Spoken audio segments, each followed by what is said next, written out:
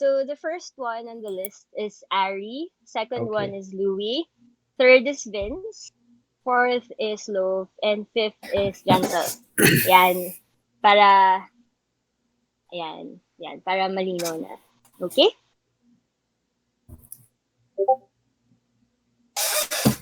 Alright. Okay. Alright. Oh wait, Okay. So, Oh, there is. wrong Okay. image. anytime you're ready. Yeah. Okay. Anyway, Mm-hmm. so yeah, I just sent the screenshot. Mm-hmm. Um, Yep. I see it. okay, so knife lessons.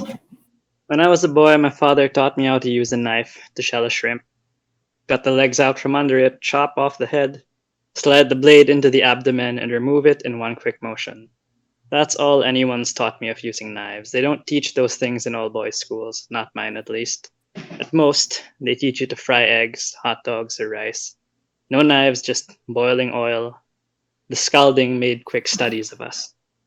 I'm not sure when exactly I learned that mantika means oil in Filipino, just that it was sometime after we'd made a nickname of it for a fat kid on our street.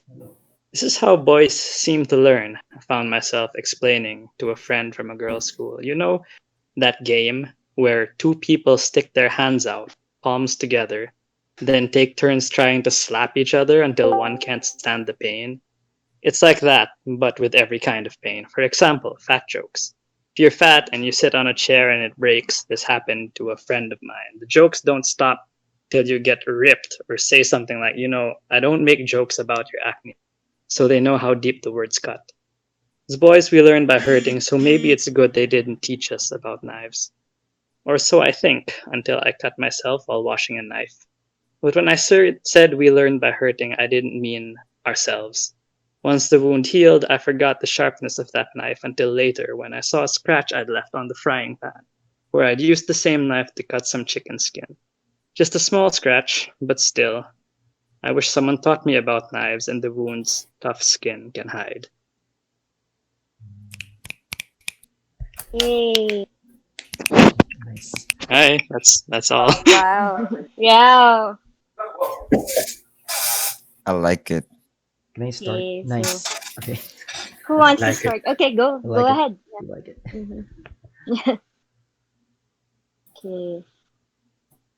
Are we And supposed to give feedback ba? Or like can we just say, yeah, I like it?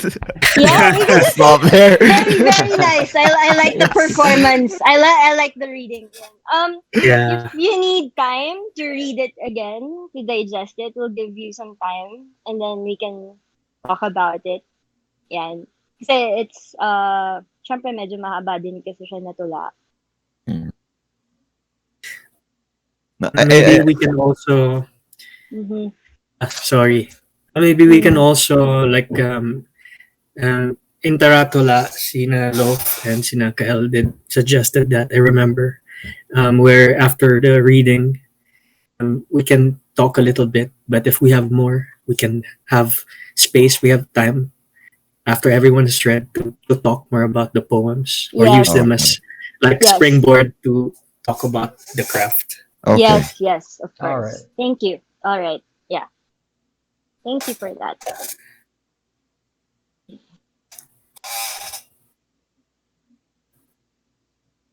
Yun na lang, no. I think that's a good way to go about this. Like, let's Mm-hmm. read the poems in succession, Mm-hmm. and then let's just talk about the poems afterwards. Like, Afterwards, sige. how they resonated with each other, how they resonated with us, and how we Mm-mm. Mm. found the night, etc., etc. Sige, we can Blah try blah that blah. format. Like, So, I basa didn't muna like any tayo. of them. Ganun. Wala akong gusto! Ay, Pangit walang kayo! specific, walang patama. Okay.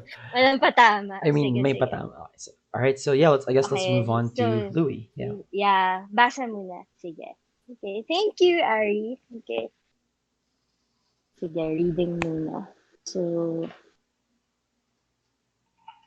Alright. So, ito,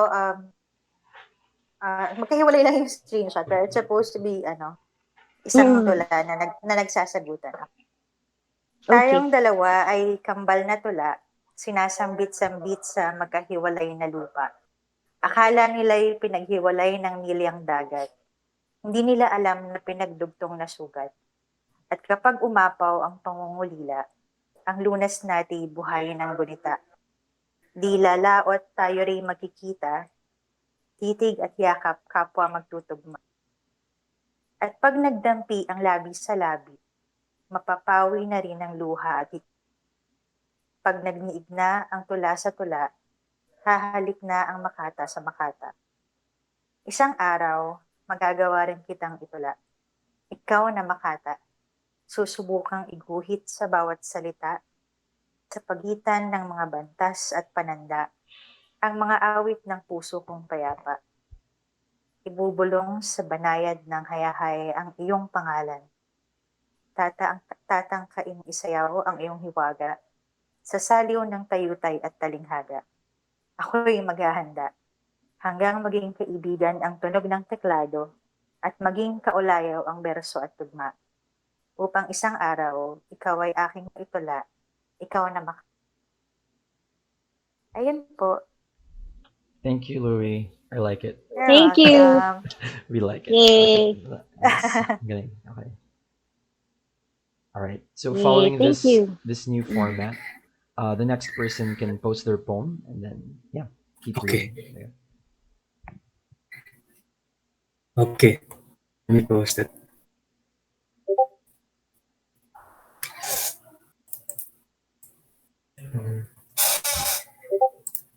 Okay.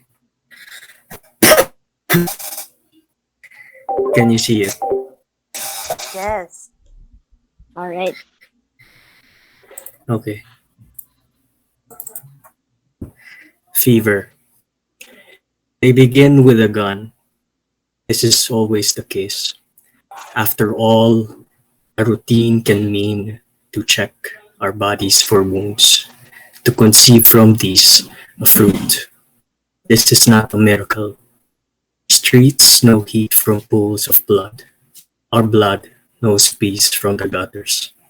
Tonight, the pavement rests again with a body that yields Wow. the fever of the earth. Damn. Thank you. Wow. These guys don't need right next. What Aba. Galing. All right. Yeah. Our next reader, whenever you're ready. Hi, I'm the next reader. A little background. So Typhoon Rolly came and went last weekend, and Metro Manila was basically spared from the devastation. But as we have seen in pictures, Catanduanes and Albay and Camarines Sur have been greatly damaged by the typhoon, and actually we haven't seen the extent of it because a lot of the places there don't have access to internet or to phone lines or even media coverage. Like I have a friend, she works with TV5, and she went to some places in Quezon who have basically been neglected by the media because the worst devastation was wrought in Bicol, but Quezon wasn't spared. It's just that it's not covered as much. And at the height of the typhoon, of course, a lot of people were looking for leadership. And guess what? The leadership was nowhere to be found. And people were asking, "Where is the president?" Hashtag nasa ng Pangulo. And this was his response. Uulitin ko lang sa mga taong di alam. Umuwi ako sa probinsya sa Davao kasi araw ng patay.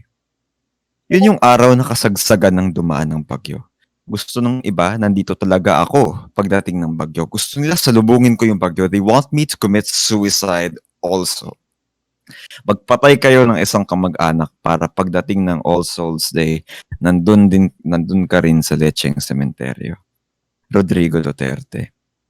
Ito ang oda sa araw ng mga patay. Hindi ko na kailangang pumatay. Habang nagsasayaw ka sa gumuho na putik ng mga bundok. Abo pa rin naman ng mga lola ko sa loob ng kanilang mga kabaong. Nagawa na natin ang lahat ng magagawa para sa mga patay, ang lahat ng ritual. Pagkatapos ng huling hininga ay pampaluwag na lang ng dibdib ng marurunong pang huminga. Ay hindi kanila ang gutom kapag kumalam ang lupa. Hindi nila luha ang ulan na babasa sa mga pumpon ng klabel at krisantemong nangalalantang walang ugat undas-undas. Tinutubuan na ng mga ligaw na damo ang mga siwang ng libingan at tumataba na rin ang mga uod sa putikan. Araw ngayon ng mga patay, paalaala mo, at ang mga huklubang nagsasayaw sa hangin, ang mga kinakalawang na tangkay ng mga bahay, nang aalimbukad na sugat ang mga bayan sa malalapit na pampang habang binubunot ng bagyo na parang mga talahib ang mga bubungan at nilalanggam ng gutom ang mga humpak na sikmura ng mga ulilang hindi nabaon sa lahar. Minsan, hindi biyaya ang ulan, hindi pagkit, kundi dugo ang bumubuhos na lapot sa gulugod ng sinisindihan mong kandila. Namumulaklak ng kusa ang damong ligaw sa mga siwang ng puntod. May nakadapong buitre sa kawad ng kuryente. Nakatitig sa mga taong hinahango sa abo ng bulkan. Samantalang nagdaraop ka ngayon ng palad sa loob ng musuleyong marmol at ang tunog ay palakpak na ang tunog ay pagaspas ng itim na pakpak kung magsisindi ka ng insenso. Isubo mo ang palad sa apoy. Natupok na ang kabahayan. Abo na ang mga sikmura ng mga gahak na bangka. Hindi na nakadarama ang mga patay. Matagal na silang naghihintay. Tulad ng marami pang nangangatal sa anggi ng masisilungang siklab ng init. Yun lang po, maraming salamat.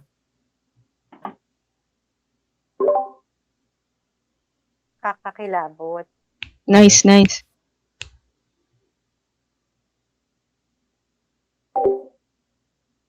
Thank you po sa pakikinig. Salamat, Lo. Sorry, hindi pala rinig yung pala ako. Nakamute pala ako. Anyway. Yan. Parang yung comment namin lagi sa boses ni Lo, parang boses ni Bathala pag nagbabasa. Tinulaan ka ng Diyos. Parang ganun. Anyway. So, for next reader is Gentle. Are you ready? Ay, ako na ba? Oh, sige po, wait lang. Sige lang. Okay lang po Yes. copy-paste, hindi po screenshot. Or Okay kailangan lang. po. Okay lang copy-paste. Alright, sige. Wait lang po. Mm-mm. Okay.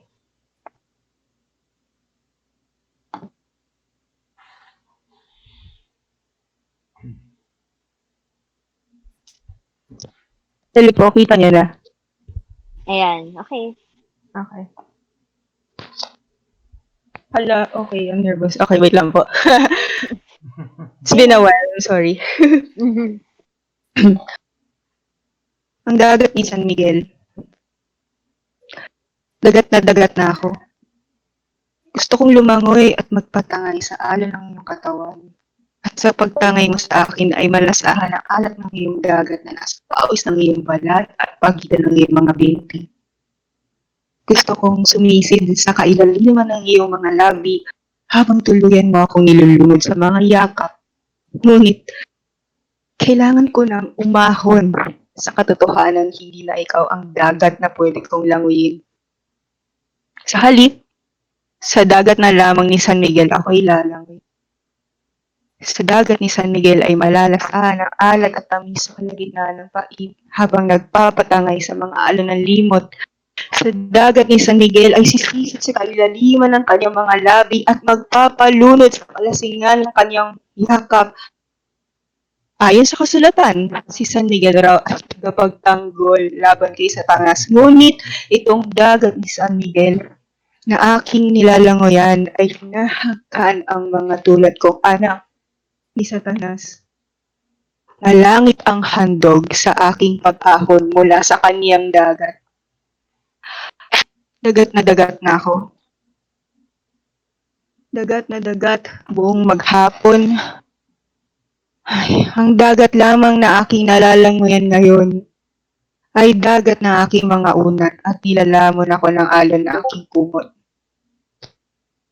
Yun lang po. Yay. Nice, thank you. Wow, amazing. Ano yun? Red Sea. Red Horse. Wow. Nice. Diba? I love it. You have such a variety of subject matter. Dagat I ni San love it. Miguel. Dagat. Iba't ibang klase ng bodies of water. Okay, sige. Iba't ibang klaseng bodies. Lol. Bodies. Wet bodies. Okay. Napapanahon. Okay, wow. So, katuwa. Actually, do you guys want some time to read each other's work?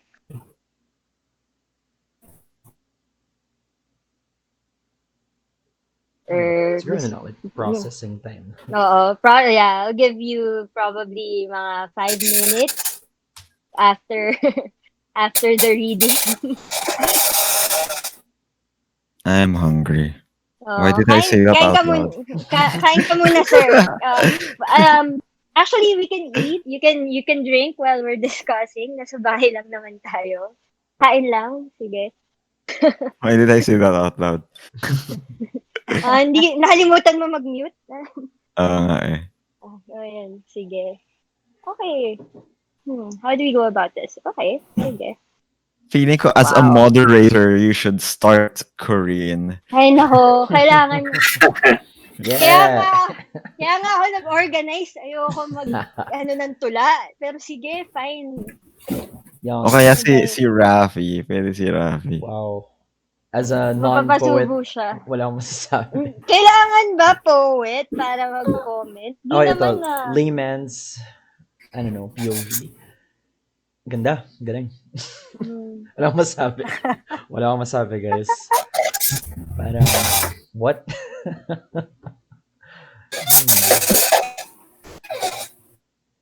Okay.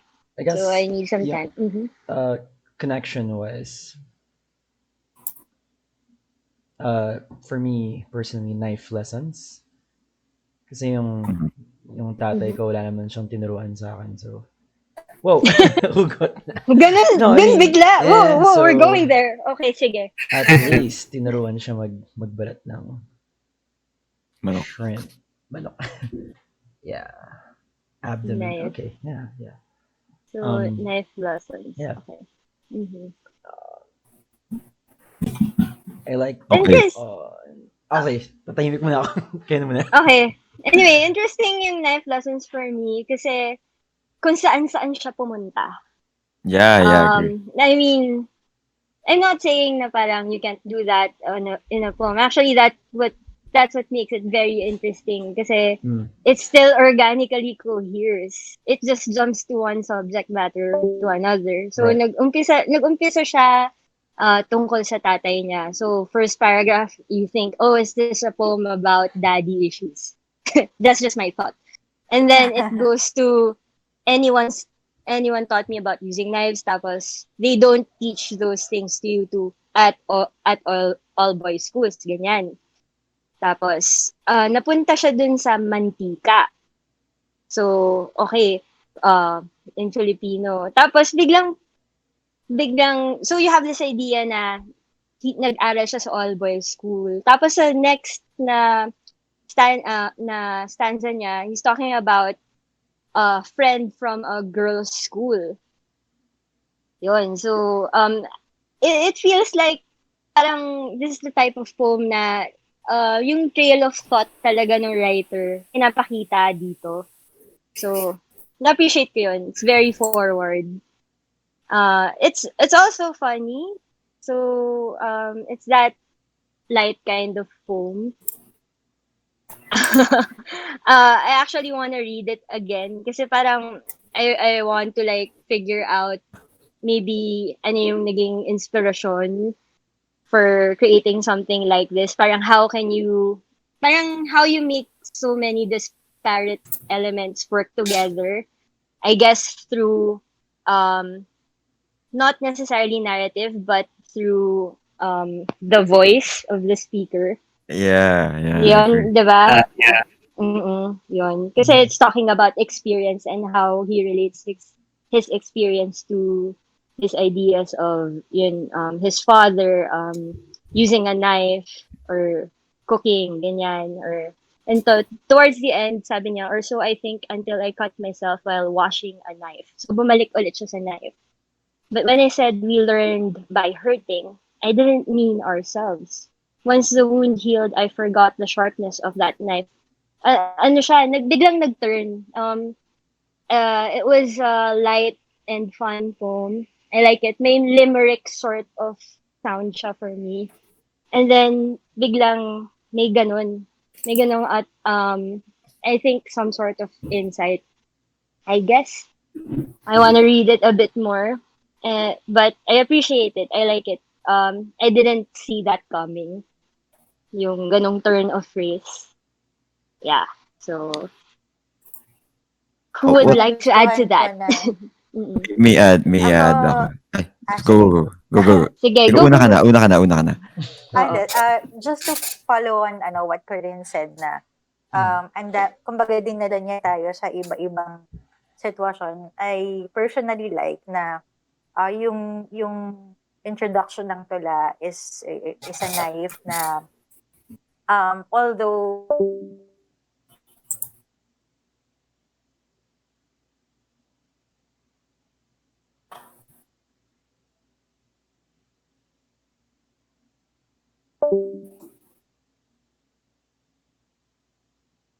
Hello? Ay, hello. Oh my Hello? gosh. Yeah. Ah, looks like we're having interference. Biglang. Hello? Are you guys still there? Yep, I'm here. Still Hello? here. I think Louis was speaking. Hello, Louis? Are you there? I think she's still Hello? speaking. We can't Yeah. hear. Pero parang may ano siya, may something sa connection niya. I'm not Yeah. sure if alam niyang di natin siya naririnig.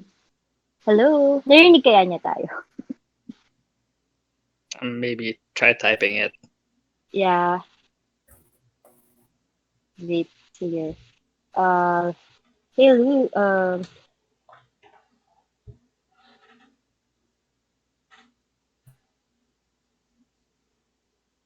anyway, Loof, ano yung Ako sasabihin mo? so may Mm. comment ako about this poem. So I like it.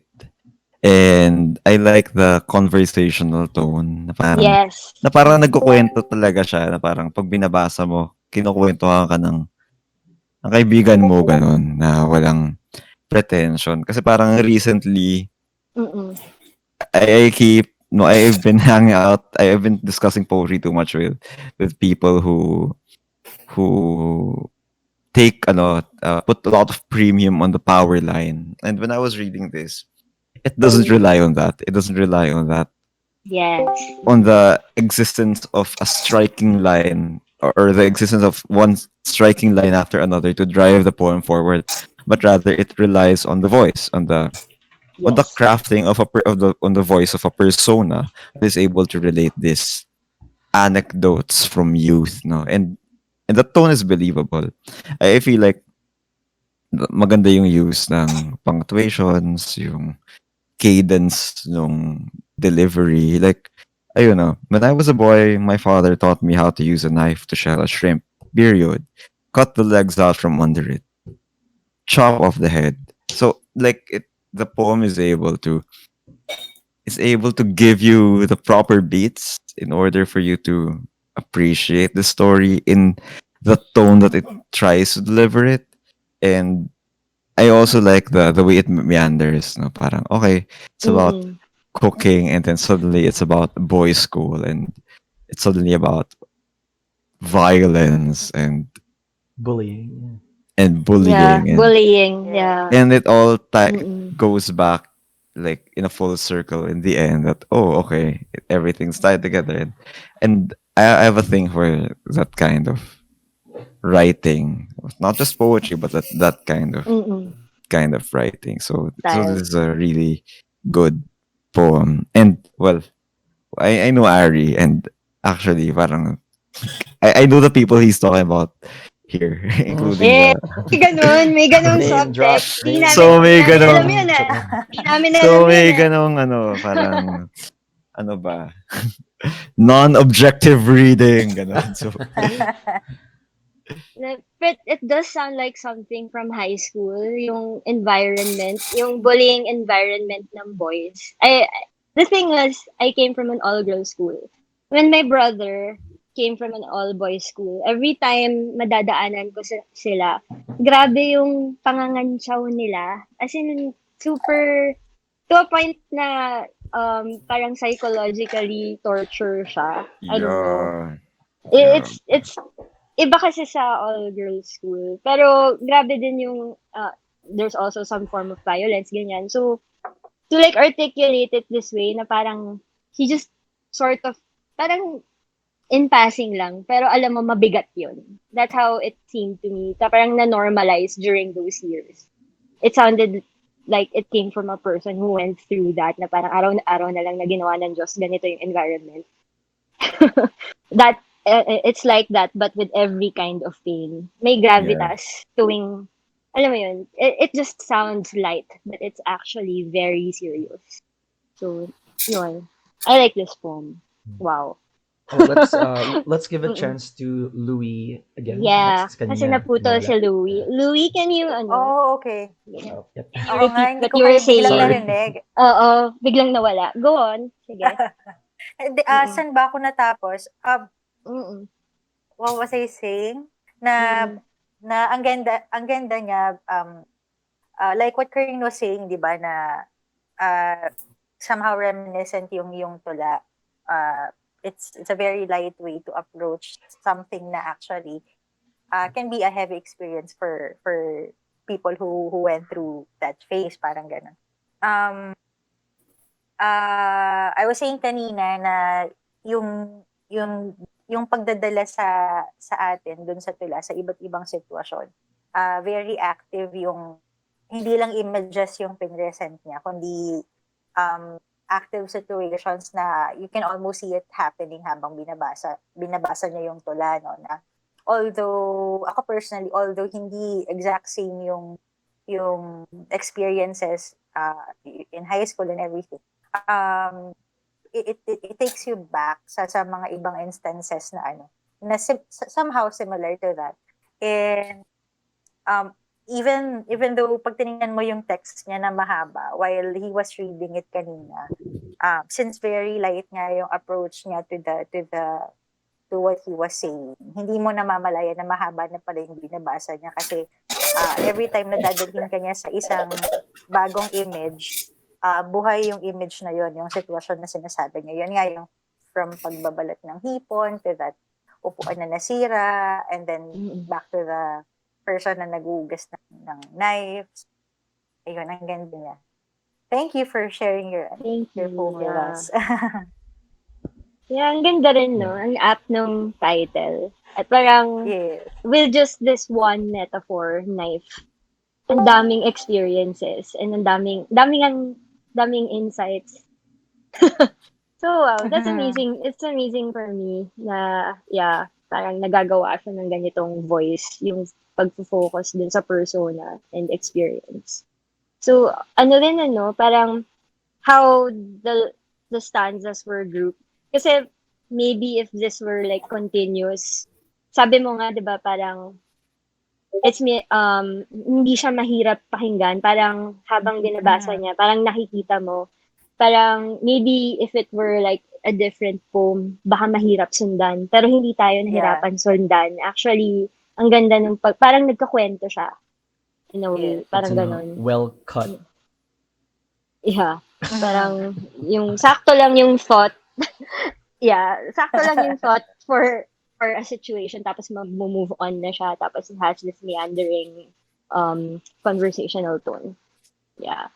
So who else has like any insight or any comment about the poem that they want to share?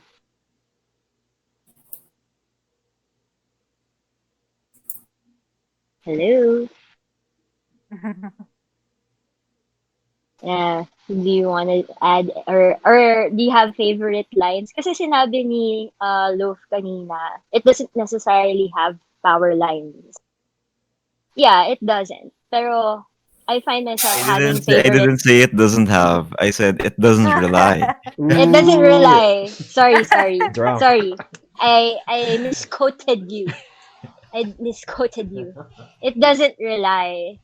So it's not that type of poem na parang when you think of it, you immediately remember a line. Kasi yun nga yung ginagawa ng power line, di ba? So for me, kahit hindi siya ganun, so medyo mahaba siya. I do like certain lines. So my favorite lines ba kayo or favorite stanzas from this poem? Ako the first one. The first one. Yeah, the First first stanza. stanza. Parang, actually, if binabasa ko siya ulit ngayon, ang lakas ng first niya. Kasi parang, kung hindi niya na tinapos yung tula, yung first stanza pa lang na yun, ang lakas na yung tula niya. Pero it could take nga you eh. to so many different things. So, yun, ang ganda. Yeah. Actually, Ako- same feeling, first line. I think what Yes, I like Vince? about the poem is yung parang he was able to do two things at once because of the resources. Parang kasi I also noticed that it does rely heavily on voice, and when I think when you use your voice, you have to keep extending it, and I think it's just a good combination that was able he was able to achieve that to really give premium to the voice through another resource that's making a poem really economic because I think the central image is a knife, but by going into that knife, yung pagiging active nga na sinasabi ni Louis, parang that the poem tries to explore different associations that you can draw from the knife, and I think it's just a good combination that he was able to move through that because the voice allows him to do exactly just that. So parang it's hitting two birds with one stone because you're extending the voice and then using it also to like extend the associations of the knife, so making it more active nga yung mga images that you draw from the knife. Yun lang. Thank you. Yeah. Mm. Gandang insight din nun. It's easier said than done yung sinasabi ni Vince. Yeah. Yeah, and also to use Mm-mm. an object na you always read about, di ba, yung cutting, yung knife, yung ganun. And yet, ako personally, this is the first time na naka-encounter ng ganitong tula na iba yung take niya dun sa kutsilyo at sa experience ng persona nung tula habang nag-uugas ng kutsilyo or yung whatever na now-associate ng tumutula dun sa kutsilyo. So, I ang like it. refreshing. Oo.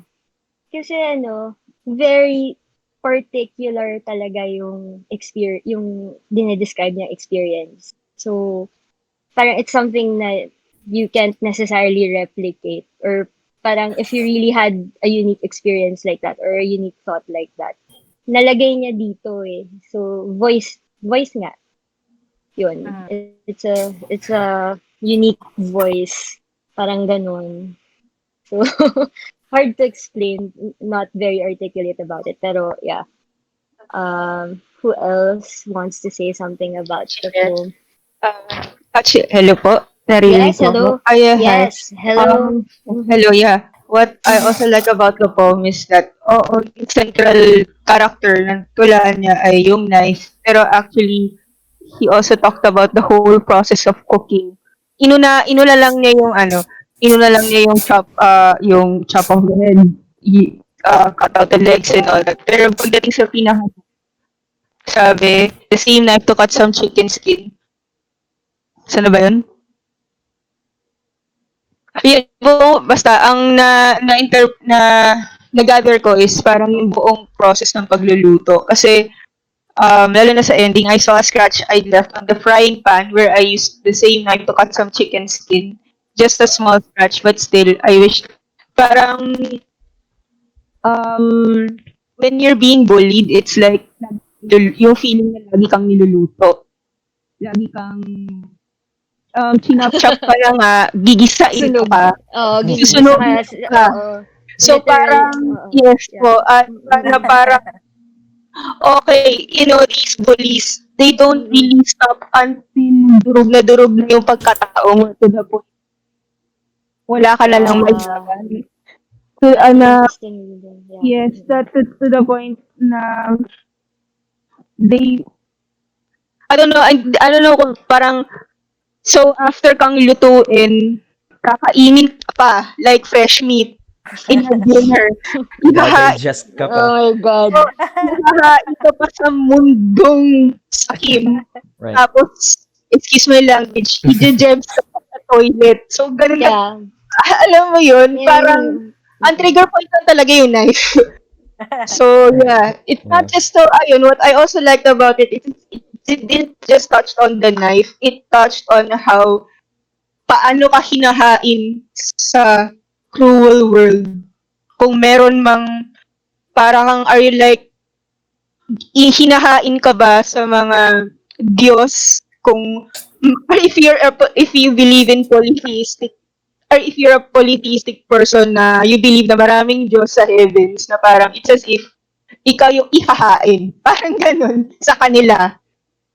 Yun lang po yung yeah. image na na-receive ko. Yun So, lang. very hyperbolic yung yung reading mo. Wow. Pero yeah, it's hyperbole na parang how you relate these images to the knife. Ha? May kumakanta. Segue muna tayo. Wow. Segue muna tayo. Okay. Um, And um, I know I'll be your comfort. kanta This muna, drama sige. makes me sick. Meron din ako napansin. It started off with the persona saying, when I was a boy, my father taught me. Pero, towards the end, the persona still wishes someone taught them about knives. So, alam mo yun,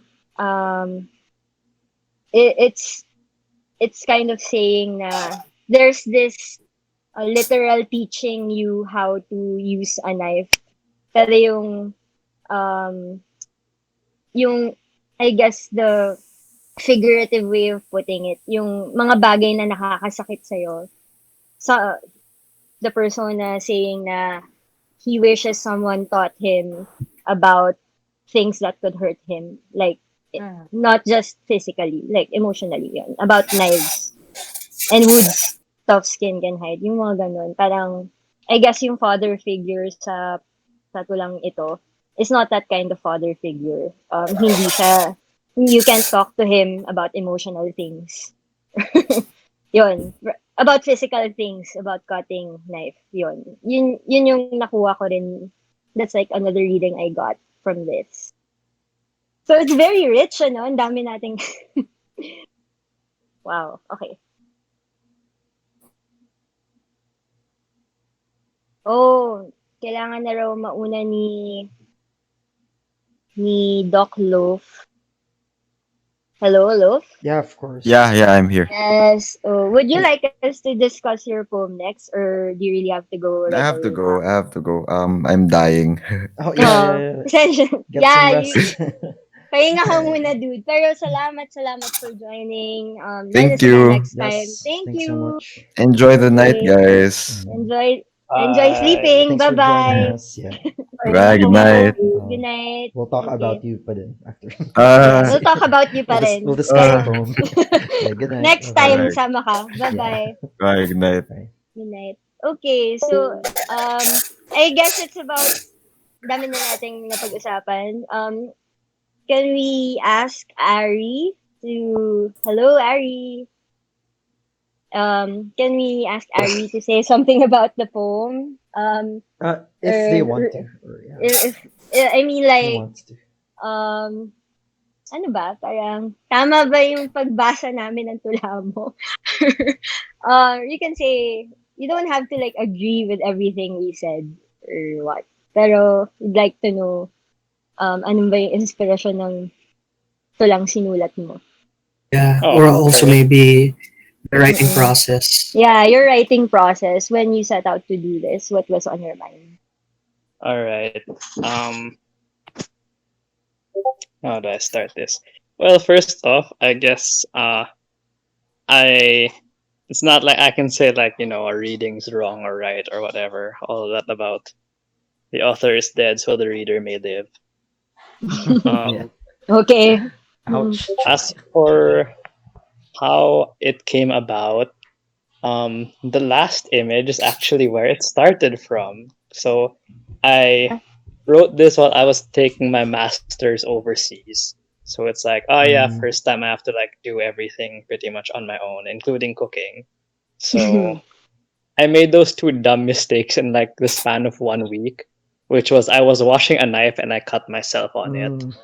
And I was cooking chicken, but like it wasn't frying right, so I tried cutting it, but apparently Teflon or whatever like gets damaged really easily. Yeah. And it wasn't even my pan, like it was the landlord's pan. So I was like, oh, I hope no one notices this. So yeah, it just got me thinking like the preparation we get, even though like schools have like nominal like home economics or work classes or whatever, it's really not enough. Mm-hmm.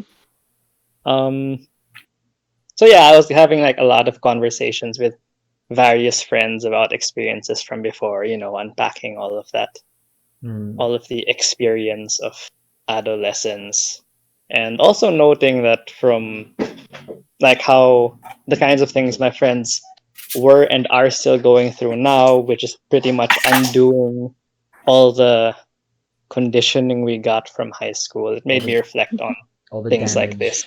Yeah. Yeah. Mm-hmm. And I read about things like this as well on like online groups. Like there's one called Men's Lib, I think Men's Liberation. I don't What? know. Men's liberation? Men's Okay. lib. Or something like that. Okay. They like it's like a place for discussing like, gender issues from men's point of view, kind of thing. Like the stuff that a lot of people don't talk about because of hegemonic masculinity. So I see like posts from people there talking about like how it's hard for them to open up to their friends, how Yeah. it's hard for them to relate without all these emotional crutches and things like that. And it Yeah. got me thinking about how like it's not like this is an experience that a lot of people go through, Yeah. which I kind of saw reflected in like that link between the metaphoric things, like how people struggle with forming bonds and also telling people when they're suffering, and the literal things like not knowing how to cook when you're in your 20s. So there. Right. Thank you for sharing this poem. Nakakatuwa. Sorry, I relate. Yes. Amazing. Thank you, Ari. Okay. Sure. Mm-hmm.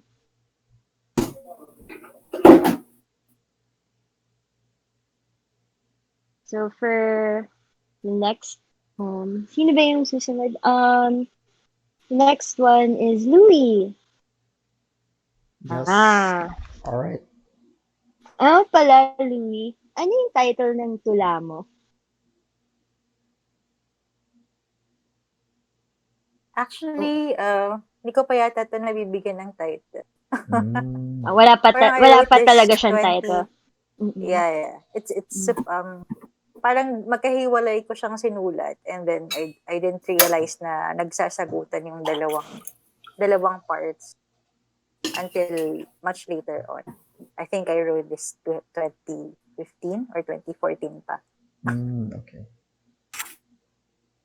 So, Yeah. magkasunod sila. Okay. Parang Mm. sequence na Yeah. nagsasagutan. Yeah. Okay. Mm. Ayun. Mm.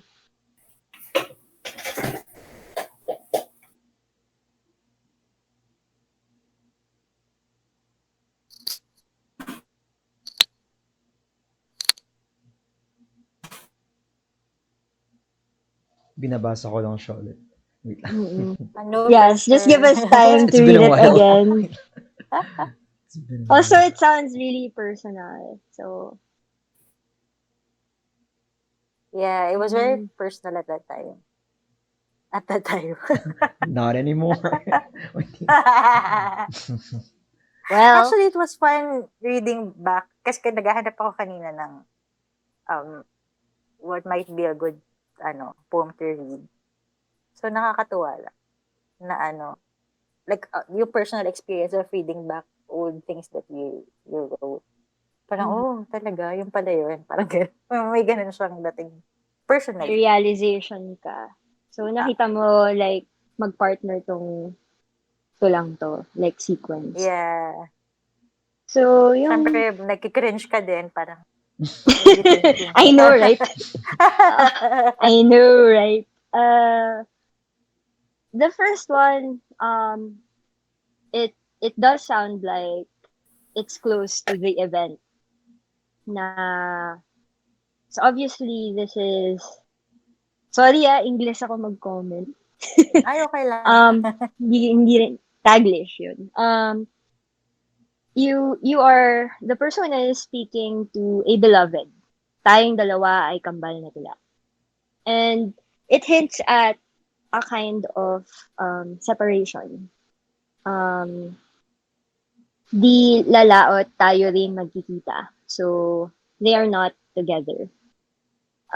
It hints at them tititig, yakap, kapwa, magtutugma. There's this implication that maybe one day the desire to be together will be fulfilled. So, hahalik na ang Makata sa Makata. So, maybe that's also an indication na they are both writers. Hinted because sabi, tayong dalawa ay kambal na tula. So, the persona is a writer and the persona is writing to another writer, perhaps. Parang ganon. The second part of the poem, isang araw magagawa rin kitang tula. So it gives me the idea that perhaps they never really got to be together. Parang ganon. Ikaw na Mahata. So it kind of confirms to me that the persona is indeed writing to another writer, a poet. Specific na siya. And the second part is drawing memory. Kasi sabi niya, susubukang iguhit bawat salita. So, how do I take this? It reads like it's recollecting memories now. So, it's no longer in the active na parang longing, parang ganyan. It's now just in the memories. That's how it reads. Ibubulong sa banayad ng hayahay ang iyong pangalan. Upang isang araw ikaw ay aking maitula. Ikaw na Makata. So, maybe the persona has resigned to just putting the beloved into memory by writing about them. That's how it reads. So, I'm not sure if that's the intention. Kasi usually when you write things like this, di rin naman clear lagi, di ba? Exactly why, I mean, Pero alam mo, kailangan mo isulat. So, I don't know. So, that's what I think. So, masakit siya. Yun lang. Learning makes for a good therapist. Ay, nako. Ako, I have something also to comment. Gusto ko yung sinabi ni Corinne that the first poem is like close to the event. Kasi parang it's really longing for the beloved niya. And makikita mo yung mga nilalatag niya na actions is all related to that eh. Tapos yung napansin ko rin na parang even the poem itself, when you're talking about the beloved, is very personal. You're talking about another poet. So very close to the event. Tapos doon sa isang tula, parang what you're longing for is not anymore the beloved, but the poem for the beloved. At nakakatuwa lang kasi nung nilalatag mo na yung mga actions, you're talking about putting form to it, so mas detached nga siya, di ba? Yung talinghaga. Yes. And then very controlled na siya eh. Kasi kahit nandun yung pressure or yung pushing down of the whatever was the event or the force of the event. Nakikita mo yung pacing nung tula. Gaya nung susubukang iguhit sa bawat salita sa pagitan ng mga bantas at pananda. So it's finding that peaceful momentum, diba? Sa ang awit ng puso kong payapa is already parang it's still longing eh. Yung nakikita ko kasi yung isa is longing for something to know. Then it's longing already is putting the personal at peace, something like that. Yeah. Yun lang. Mas controlled yung pangalawa. Mas controlled yung pangalawa para sa akin. Parang mas present tense yung una. Parang may chance pa. And yung pangalawa parang, Yeah. sa alala na lang kita. Something, parang song lyric. We gotta make sense of this, ganyan. Pero, parang, sabi na yun, panatag. Ano yun? Panatag show. Bubulong. So, I don't know, na parang, maybe yung second poem is, parang, handa na siya to just, may longing, pero parang, handa na siya to accept siguro or to make sense of what happened, trying to make sense of what happened. Alam mo yun, na parang ito na yun. This is it.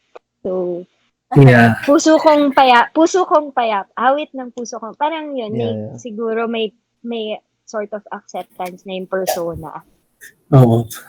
Yung ano lang dito is, hindi natin, one-sided na talaga, kasi may detachment. Yung first parang,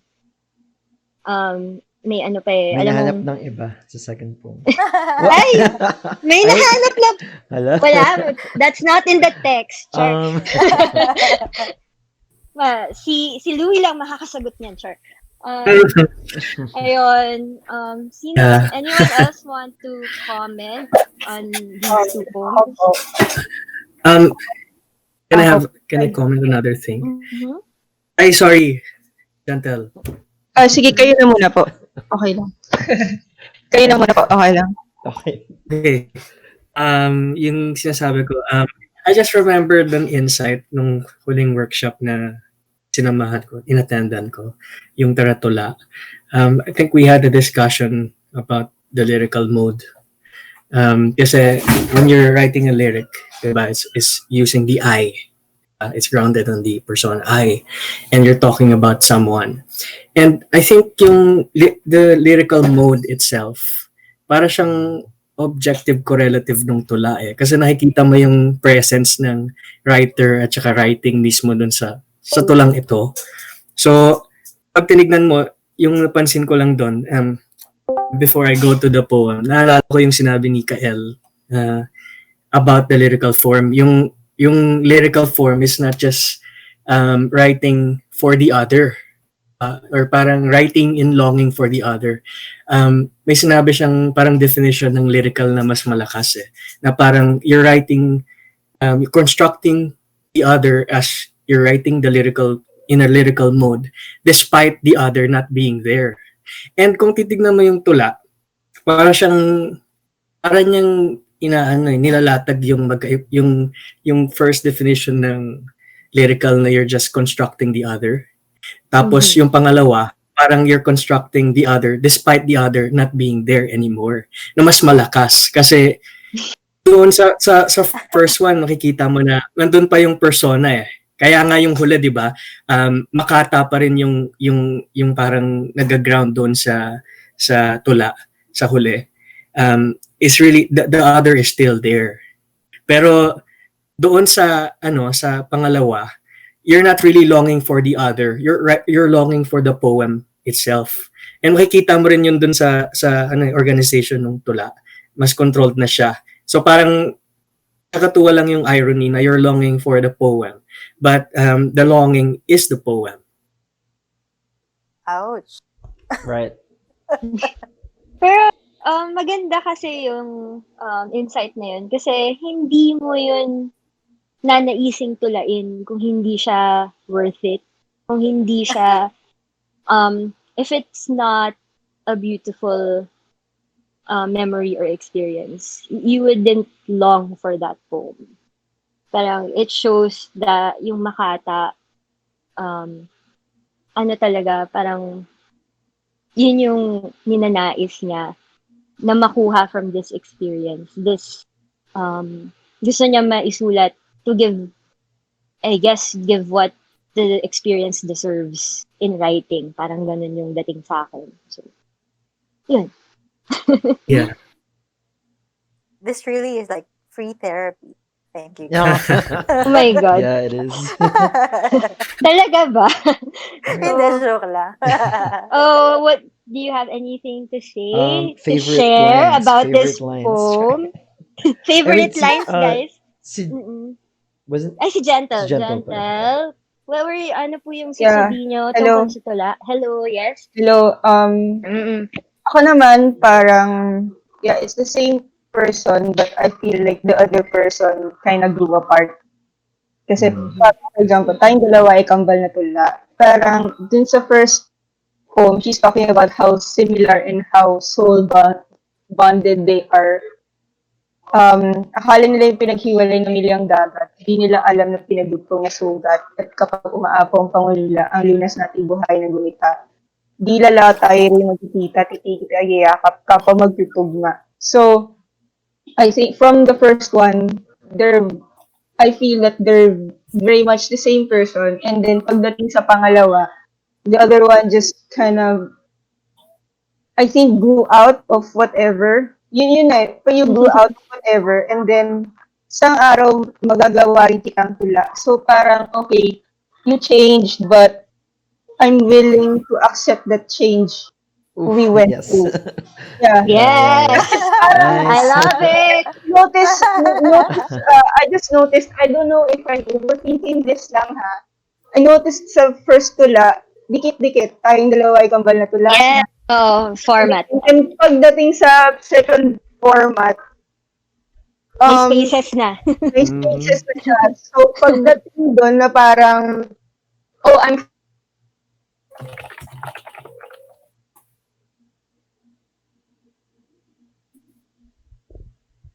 upang isang araw ikaw ay aking maitula. Parang, okay, I'm willing to write the kind of poet. I'm willing to write you as a poem in a different person. Parang, I'm willing to endure I'm willing to endure the rebirth of us. Parang ganun. Na may spaces na we're growing. I'm willing to accept that growth we have. Ayun lang po. Yun yung nakuha ko. Wow. All right. Yeah. Thank you. Oh, di ba? Free therapy. Yeah, anyone else? Or Hello? Hello, yes. Yep, hello. Yeah, so Mm. I actually did not immediately realize that they were two separate poems. But anyway, Mm. um, like reflecting on that now, I guess I'll mostly comment on the first because it's the one that kind of struck me more. Like from the setup in which like the persona and whoever else are this like written as both poems. It's like it sets up this kind of like substitution, I guess, throughout the thing, which I had in mind when I was reading it. So like keeping in mind like, oh, these aren't necessarily people, these are poems, and what does that imply for the way that things develop? But I suppose in the fifth and sixth lines, I got to thinking about these particular views on like in some cultural studies, like they see music as a means of providing a framework or a vocabulary for emotions that are shared throughout society.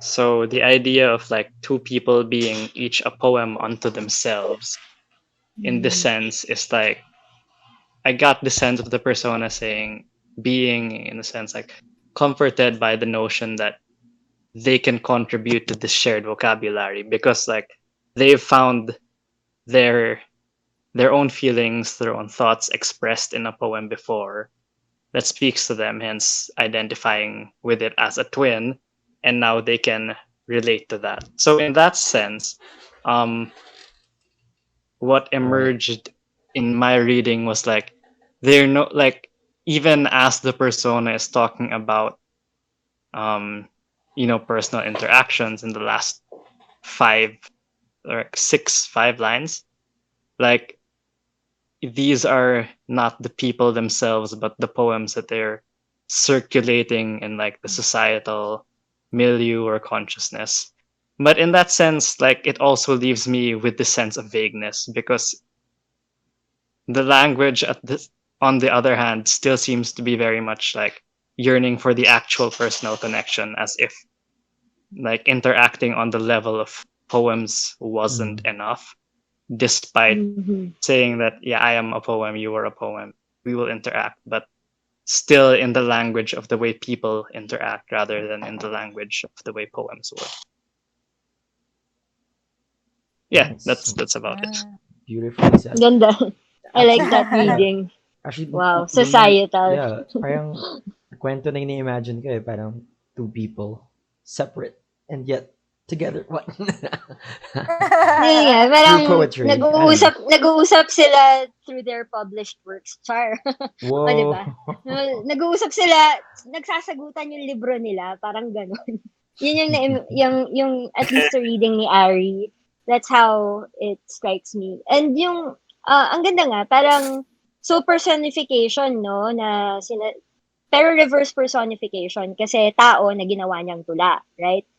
And then if the things they write circulates in society, that's like parang synecdoche siya, part of a whole. So yung mga tula nila is an extension of who they are, and they want their poems to interact the way real people do, parang Mm. ganun. That's how the longing was expressed, kaya ang ganda, kaya siguro it's very striking.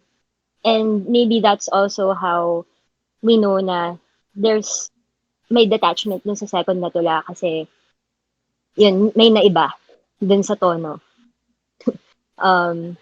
May separation. So, yun. So, dun ako nag-fixate, sorry, sa separation. I mean, iba-iba naman, di ba, ang epekto ng tula per Nakarelate ko. person. Yeah. So, yeah, Louie, Mm. what can you share about these two poems that The you shared with birth of us? these. Nakakakilig kasi ang daming I mean iba-iba yung kung paano niyo siya na-receive. So, ayun, nakakatuwa. Uh, Actually, the first one,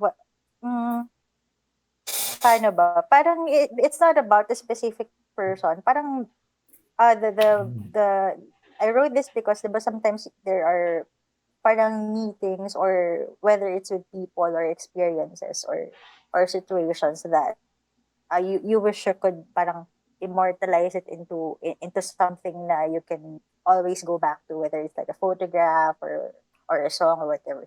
And ironically, yung whatever people are good at, like whether it's a singer or a paint, the more personal the experiences are or the people that they meet, somehow uh, mas malapit sa kanila, mas personal, mas mahirap nilang i-translate into their work, whether it's written or ano. Right. Mhm. Yun lang, yun yung pinanggagalingan nung unang part na Wow. parang Ang galing. Okay. Wow, okay. na parang and also because when some of my friends, when they found out na I wrote poetry, a lot of them were parang sulat mo naman, parang make a poem for me. And some of my high school friends even messaged me na parang, oh, my son, ganito may assignment sa school, can you write a poem for him? Parang, what? Di ba parang, yun, may mga ganun lang na-encounters. And then parang, oh, okay. And then, sometimes you write stuff and then, pag personal na sa'yo, it's harder to put it into words, parang. And then the second part is like, I guess yung sinasabi niyo na acceptance, parang gano'n na okay, parang ando na siya sa stage na yun. But really yung pinanggalingan ng tula is yun nga yung parang the attempt. Sometimes the attempt is more beautiful than the actual event or same as a person, diba? Sometimes the image that we have of a person is sometimes more beautiful than the Wow. actual person. Oh my God. Or whatever ideas we have of people, and then when you actually meet or parang ganyan, parang oh okay, because we project all these images and misconceptions or prejudice about people, and then they turn out to be different from what you had in mind. Same with experiences and places and events. Mas ganun. Yun yung parang second, Right. sa second poem. Yeah. Kasi I feel somehow na yung, di ba yung isang moment or parang tao or event or dream, mas pinagkakait sa'yo, mas na-romanticize siya sa utak mo. Parang. Right. So, Right. kumbaga, mas pinipigil ka ng whatever circumstance or hindrance. Ouch, wait. Joke lang po. After that, pero go. Mas gano'n na you have all these romantic notions in your head na, when the time comes na we meet again, this will be grand and it will be all romantic with butterflies and a musical score in the background. Parang gano'n. And then the time comes and you're like, oh, okay, it's Boring. it's life. So, not really boring, but Parang, it's life. It's like everybody else's experience, but yung attempt in your mind and your longing for that experience is makes it different, di ba? Parang ayun yeah. lang.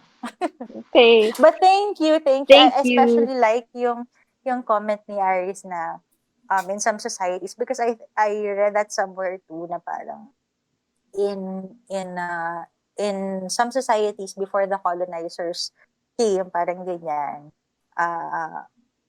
everybody plays a role in the society as if they're all part of a song. So I especially like yung comment niya because it reminded me of that. They treat each other as yung roles nila sa society are parang all parts of one song, and yung buong song is yun yung function ng buong community. Parang ayun lang. Thank you. Yan na. Yay. Thank you. you. Nice. Okay. Wow. So, dalawang tula pa lang yun, ha? Okay. So, the Umiinom next... ba kayo? Kape tayo, guys. Kape, gabi na. Alak na. Alak na. Alak na. Alak na pala. Alak na tayo. So, Alak wine, na. wine naman. Alak na, guys. Si Vince parang Si naka-ready na yun eh. Vince. Vince, Viva. nakainom ka na ba, Vince? Ready ka na? Okay, si Vince na. Actually, no? I was thinking, Mm. nagsasalang ako. Magsasalang ako tonight. Go, salang. Mga gurang. Salang mo Yes. na yan, sure. Yan, it's his turn. So, I love it. Iba-ibang subject matter. I like this. Parang yung Diverse. when it starts with Ari's knife image, it started with a gun. And Yeah. then the pools of blood. Favorite line, our streets no heat from pools of blood. Yeah, parang, it's about this sick society, this sick government, the police, all the violence. May sakit na talaga yung Pilipinas. So that's the Dun, very, yeah. nagluto lang si Ali, ah. Nagluto lang siya. He attempted to cook, tapos nasugatan siya, napatula siya. Yeah. Uh, yeah, it's Okay, parang then lang. both ano naman, both come from a place of pain, I think. Yeah, it's Pain. a place of pain, Yeah, yeah. Knives and guns, so sad lang. I like the brevity and the choice of words and yeah, personal preference ko lang. Okay. Yes. Interesting yung... Yun nga eh, parang... It's actually a long poem, pero it used such specific and concise words. Mhm. So, di ba? So, parang... yun nga, parang unang tingin mo, ay, ang haba ng tula. Pero you just keep on reading. So, that's the craft there. Parang illusion yung madali siya basahin. Parang yun nga, it's skill. Not everybody usually, Oh yeah, it's like craft for sure. ano na rin siya. I guess, kung, you write for a bit na, ganyan. So, some work kasi, parang kahit hindi ganun kahaba, is a lot denser to read, if you notice. So, parang medyo mas mahirap sundan. Yun. So, ito parang, it really gave you a free-flowing sort of sound, ganyan. Hindi mahirap basahin. I like it. So, Vince, are you ready? Nandiyan na ba siya? Yeah, I think. Yeah. Okay. Yeah. Ready ka na. Nakasalang ka na. Yeah. Yes, let's go. Okay.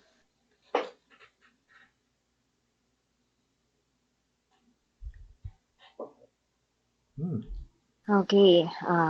So it's fever. Yeah, wait. Wait Yung lang. sinabi ko, yun na yung comment ko dun. Anyone else or Binabasa ko lang ulit yung Yeah, this one, maikli siya, pero grabe yung gravitas. So, yung surface comment ko lang, yung this is always the case, I cannot not remember Mark Strand when I read that. Because I always remember making things whole. So, Oh yeah, I love that. oo, parang even if hindi siya intentional, i-associate ko siya sa tula na yun. I can't help it kasi I guess that's how I would read it. Yung keeping things whole. Blood knows peace from your God.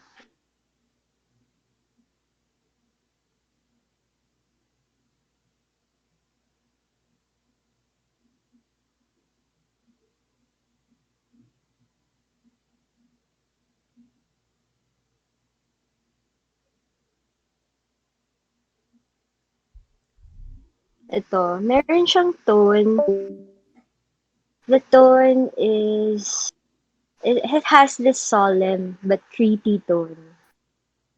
I'm trying to listen to it. Mm. Um,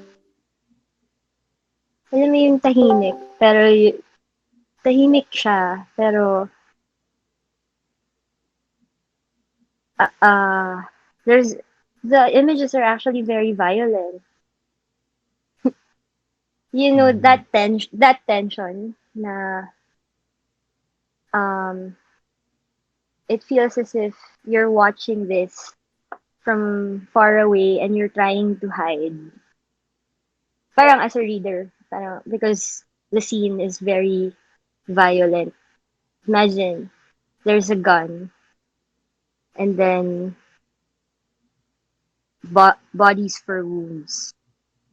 So you have this idea na pumutok yung gun and then there's the street.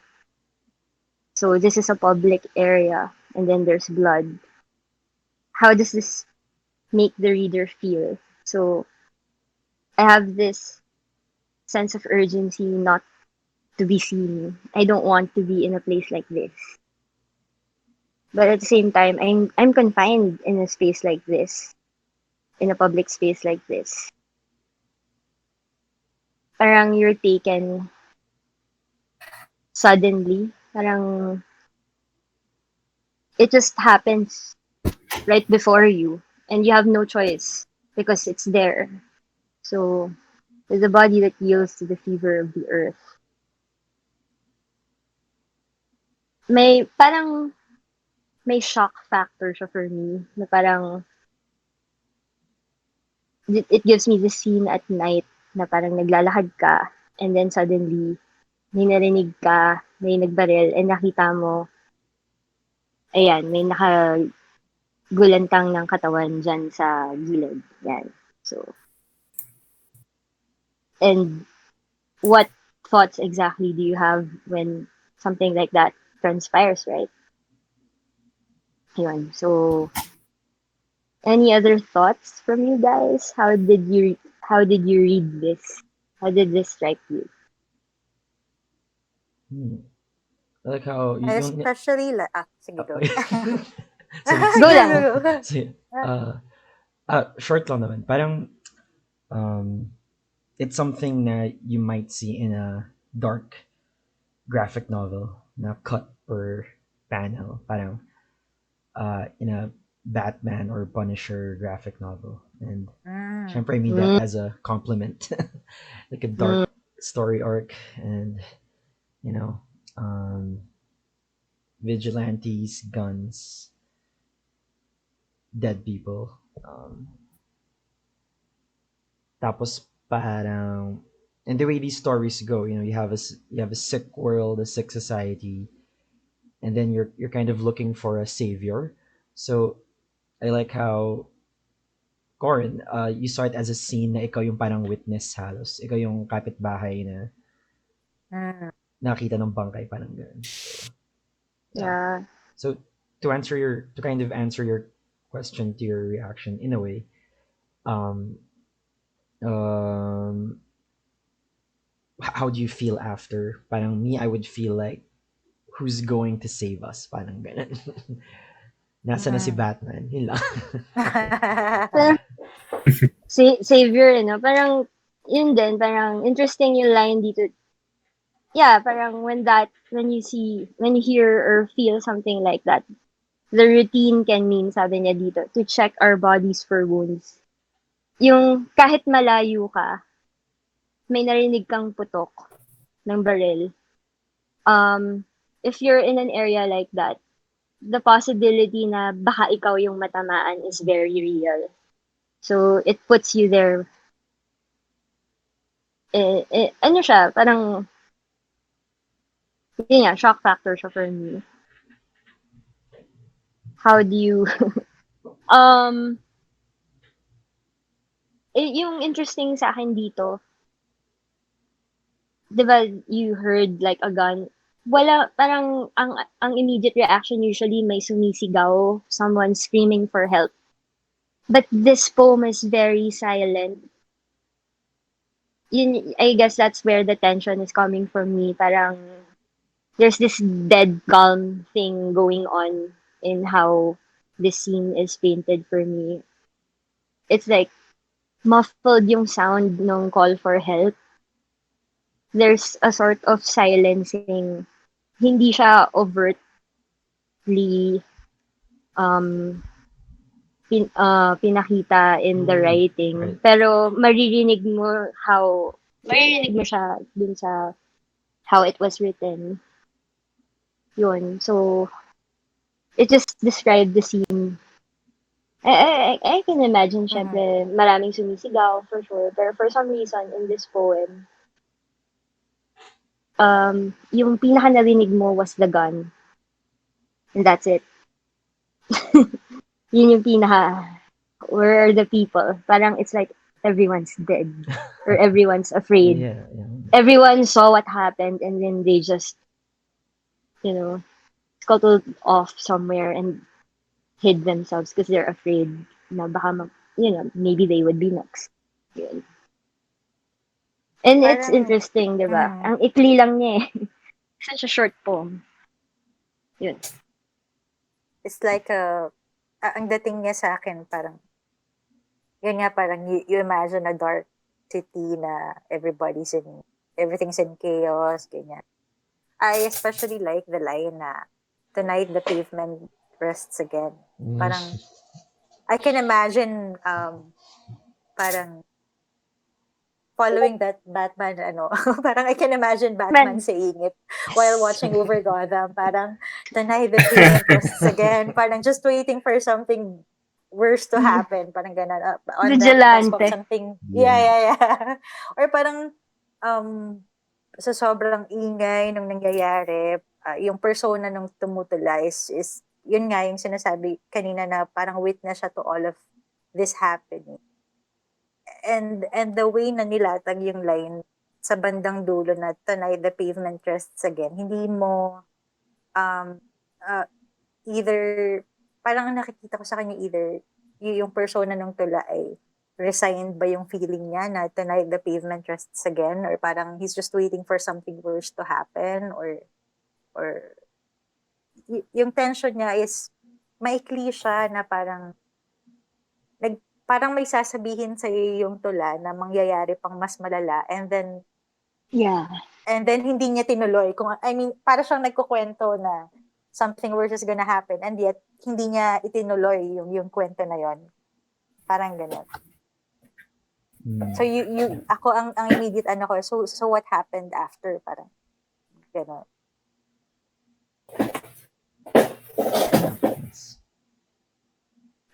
Other comments? Hello? Yeah. Yep. Yes. So, well, with the title, like opening with that and like everything else that comes after, I guess it puts me in a mind of thinking of it in particular, like involved with overall like narratives of sickness, I guess. And coupled with what's actually in the poem, like it feels very much like a kind of rationalization. Like particularly, well, of course, with the start when they say after all, it feels like this kind of reassurance, but also in a sense, like it has this feeling of resignation. So after all, a routine can mean to check our bodies for wounds. And with the words of like the use of they and our, and the plurality of everything in the poem, it's very much this sense of this isn't a personal thing, it's a group thing. It's this feeling like this brooks no discussion, this brooks no dissent, like we're all in this together, which is very much consistent with how society deals with sickness. So particularly towards the end, where it's our streets know heat from pools of blood, it's like this is the cause, and our blood knows peace from the gutters. Tonight the pavement rests again. So it's like, okay, if our streets get their fever because of blood, then what can you do if not to drain the blood away? Which it's like this chain of statements rationalizing the cure. And so bringing that back to wider discussions of sickness, there's My foot always this tension. Well, I mean, I don't know what Loaf would say if you were here as a Okay, doctor. But anyway, Yes. Oh my God, there's Loaf. this Yeah. Mm-mm. there's this tension between the oh, ayaw agency of the listening. Thank you. patient versus the demands of Pwede ka na medicine and mag-comment. society. But then society's demands in terms of healthy bodies are, if you believe Michel Foucault, less about the welfare of the person involved and more about their ability to contribute to productivity, to be like tools within a network of power. Can they be used by someone else? If not, then they have to be restored to that functioning, not necessarily healthy state. So that's the sense I get from the poem overall. It's like a rationalization of we're doing this because that's how we deal with sickness. Wow. It Right. strikes me as ambivalent. Like I can't tell whether it thinks that's okay or not.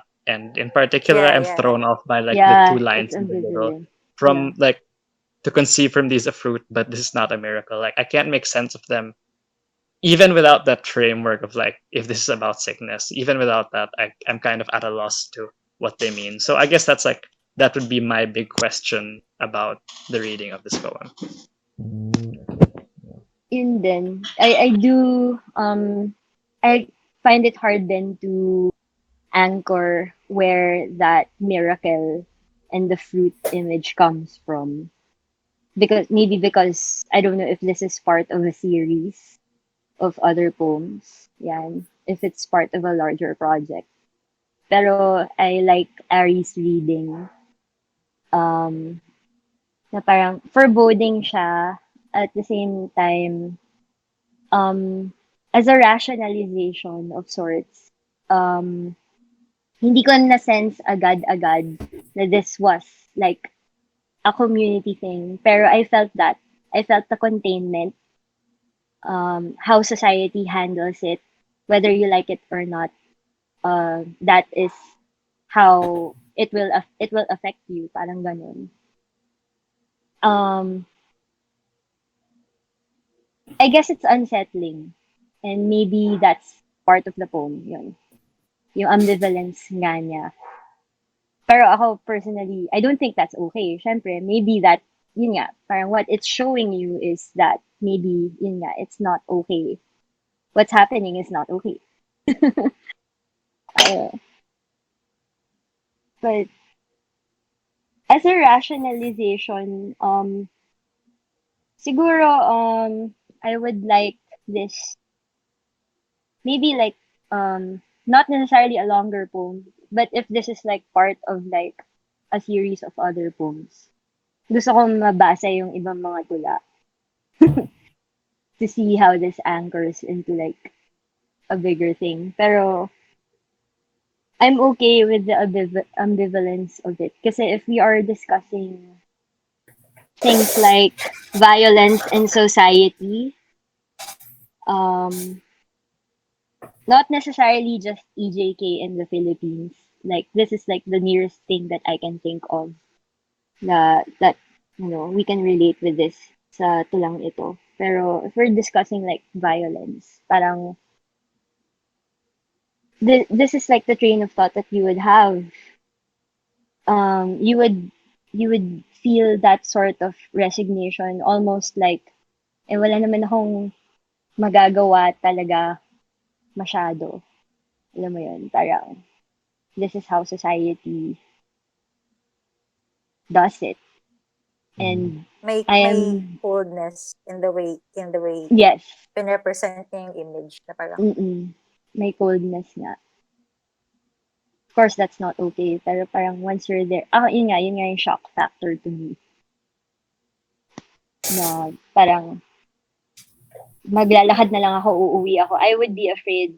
Pero maybe after 2, 3, 4 years of that, baka wala na akong pake.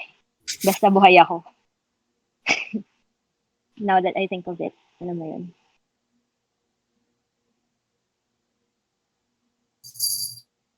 So, who else and has also comments? Okay. following that yung Mm-mm. sinabi mo na yun nga na, that's why I said na parang para siyang may i-reveal pa after nung tula. Mm-mm. Parang nasa ganun siya na parang nag-present siya ng facts na this is how things are in a very parang detached or somehow cold way. And then, uh, yun nga yung to neither pavement rests again. You don't know if this persona in the poem is gonna do something about it, or he's just gonna, well, things are what they are, so it is what it is. Mas ganun yung dating. Siguro mas nakakatakot because we don't know what that worst thing is exactly. Parang we just get a sense na it's going to get a lot worse.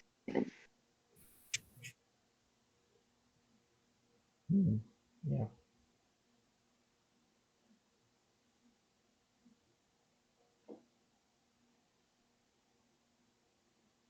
All right. All right. Shall, Right. shall we move on Medyo to mabigat.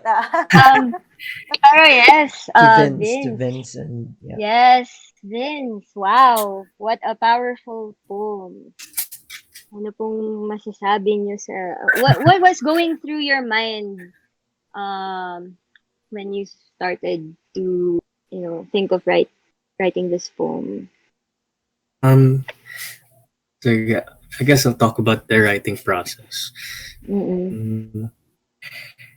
Actually, kasi this is a poem that where I was trying to like be more concrete. Kasi in my in the way that I grew as a writer, yung mga tula ko nun when I went back, they're all abstract. And then even though they're concrete, the images that you see are really not ordinary. Like it's hard to really products of imaginings na weird. Kasi marami akong binabasa ko sa Garcia Villa noon. But this poem, I was trying to be more, concrete. That's why there's that image again of a gun. And then they're like ordinary things, pavements, a fruit, dugo, katawan. So that's really what I was trying to do at that time. That was the mode of writing that I was pushing myself towards, to really ground the things I write in something that is immediate. So when you see it, it's not hard to imagine. Like if I tell you ito baril, you know what a gun is. But I was also trying to draw from parang of free association na medyo nire-resist ko na. Before kasi, I was really drawn by the surrealist.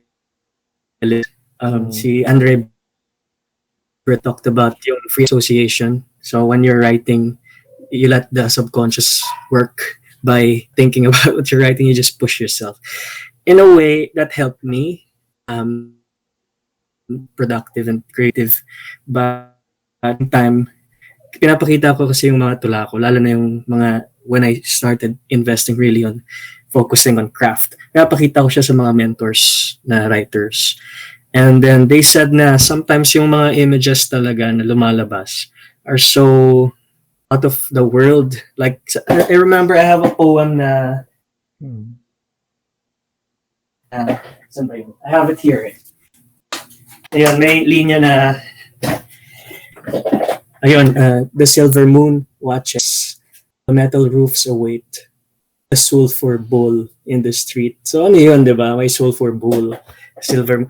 So medyo ganun siya, weird talaga na parang So medyo niresist ko na siya nung sinabi na parang it's too stretching yung subconscious as a resource na it's hard to, it becomes a mystery. Anong sinasabi mo? Ganon.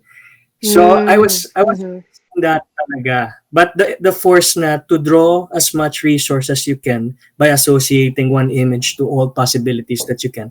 Nandun pa rin yung drive. But I was strict na if I connect like the gun to like the tree or something like that. Parang medyo mas conscious na ako, mas controlled na siya na parang kailangan hindi. Yung comment sa akin, alala ko na parang when you're reading a poem, parang you think of the reader then, of course. Mm. You can just fully express yourself na sobra siyang idiosyncratic. It becomes a mystery talaga. So the readers are not supposed to read your mind as a poet. So when I heard that, ayun na, I resisted talaga. Parang I was trying to control myself. Pero gusto ko talaga yung idea na Breton eh. So yung nakuha ko lang doon is yung association talaga. So yun yung may mga main resource ko eh, to really be concrete. Tsaka yung Mhm. to push the poem. Kasi pag nagsusulat ako ng tula, kahit short stories nun, yung strong resource ko nun, ano lang siya, minsan tunog lang siya na sinusundan ko. Minsan, like, sulat ko siya, tapos wala ang lumalabas. Minsan meron. O kaya image. Usually powerful kapag may tunog, tapos may nakikita akong image na pwedeng ikabit dun sa tunog. And that's what happened here. Kung nabalitaan niyo yung binaril na parang ex-military before nung quarantine date. Like MECQ, I think. Yung binaril na ex-military sa Quezon City yata. Like he was trying to show the bag, tapos pagkabunot niya ng bag, binaril siya, di ba? Yeah. Tapos nagkaroon ng controversy. Parang may baril daw siya, pero wala naman Yeah. siya. Winston Dragas. Tinanim lang doon ng mga police na ang daming mga cases. Yeah, ang daming cases daw where the guns are the same. So how can that be? Yeah. Anyway, that image stuck to me. Months na ito eh. Parang early MECQ pa yun eh. Pero I wrote this poem like maybe couple of months ago lang. And that image lang of the gun being planted there stuck to me. So, nung sinulat ko siya, yun yung pumasok sa akin. They begin with a gun. Yun yung tunog tsaka yung image na kinabit ko sa kanya. Pinush ko na lang yung tula doon. Like, in-explore ko na lang. Saan ba dadating?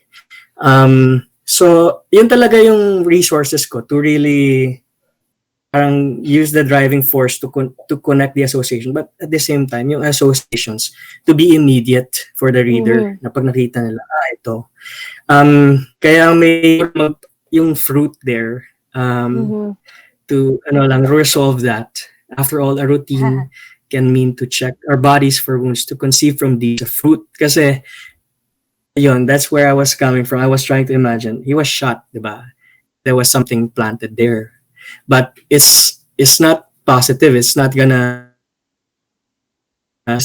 bear anything fruitful. So it's not a miracle. Yun lang yung linya na yun. But I wasn't really, this is not the poem for that necessarily. I used to do that then, yung parang clippings from papers and so on. But parang I just wanted to use the medium na lang. I don't want to, yung parang if I'm gonna connect it to the world, to current events or anything that's happening around me, I'll just make a great poem na it at the same time it parang it draws the poem to the world. And I just thought na it works kasi yung mga ordinary images madaling sundan. Like you see pavements, you know guns, you know blood, and so on. And there. Tapos napag-usapan din kanina yung yung parang sense of danger, I think. Siguro, I think I can talk about where that came from. Yung sense of surprise, yung shock ba. Kung nagbabasa kayo ng Latin American literature, I'm sure kilala niyo si Bolaño, novelist. Actually, ang daming na-put off sa kanya kasi yung mga novels niya really graphic and very obscene, and so on. But I think parang kung nabasa niyo si Homer, yung Iliad is also very violent. Parang it's really talking about very violent, like yung spear going through your jaw, exiting your eye, something. Ganun siya ka direct immediate. Visual. And Ganon siya ka-visual. But the point is not to glorify the the event, the violence. The point is to humanize it, parang to touch you, to surprise you. This is what's happening. And I like how Homer did it because parang it's not what's the word? It's not preachy. It's not telling you Yes, not preachy, yeah. malito, Mhm. malito, tama yan. Ganito dapat. It's not, what's the word for that? Yung, there's a mode of writing that's Prescriptive. Tama ba? Or hindi? active, and then there's another Mm-mm. word. But that's the Didactic. point. Didactic. Didactic. Didactic, yeah. Didactic. Yeah, it's not didactic. It's showing you that. It's trying to draw art to life. Mm. And yun lang. And I guess bumabalik na naman dun sa surrealist influence ko. Share ko na lang din na I read that paper kasi na parang it's talking about si Baudelaire and si Rimbaud. And then parang basically the comparison that that this guy was making was parang if you're gonna talk about project of parang drawing life and art together. What he can say about Baudelaire was he was a great poet kasi he was doing that, but he was doing it consciously. Parang he knows what he's doing. Mm. And then si Rimbaud, parang he was living life and then he was writing about it. So parang it's being in the event. But what makes it so great is parang it works. It's hindi siya kalat. Ganun yung explanation niya. And I just like that to draw yung art to life and life to art so that you cannot distinguish both. And yung nakuha ko kay Bolaño is that exactly. Parang meron siyang novel about yung mga killings sa Ciudad Juarez. Meron siyang novel about it, 2666, where he created a fictional world mimicking that. Yung Ciudad Juarez is, I think, in the border between Mexico and US, where until now, there's so many, women being killed and brutally talaga because of the drug cartels and so on. Juarez. Oh, kawawa talaga. So what he did there was he wrote about it. And the way he wrote about it is very visual. Like he talks about how old women, girls as young as like 5 or 6 were killed, parang dismembered, raped and dismembered, ganyan, kadiri talaga. But yun parang he's using the resource of that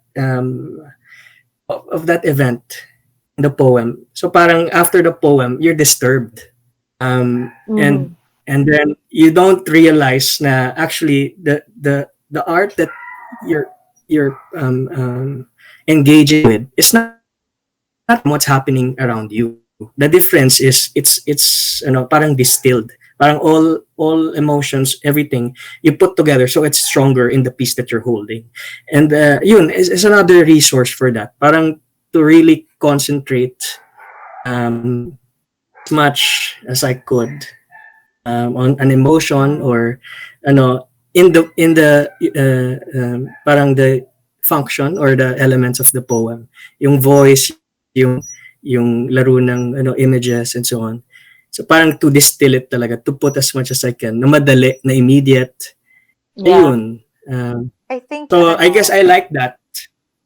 I like that Mhm. yung when you say na what's happening, yeah, parang you carry the danger after reading the poem. Yes. Parang Mm-mm. you're not relaxed anymore. Parang something's up. But what is it? actually, Yun. I'm looking at it now, and kasi you were saying something about, di ba nga na yung other poets would be very visual and talagang pinapakita yung violence and everything. Yung tension ng tula mo, I think that's why it works for me is because somehow parang nagpipigil siya sa images and yet parang hints lang Mhm. yung binibigay niya and yet ramdam ko yung bigat ng hints. Parang you didn't really have to say much, but when you said those things, I could instantly uh, see images even though hindi mo siya hayagang sinasabi. Parang when you uh, paano ko ba sabihin? Parang hindi hindi hindi sobrang detalyado ng images, and yet yung sa pagbibigay mo ng hints, I could instantly see yung mga gusto mong image na ipakita, yung images of violence. And nandun yung tension na parang you didn't have to say much, and yet nagigets ko yung images of violence na gusto mong sabihin. Yeah, it sets the tone of the world agad. Yeah.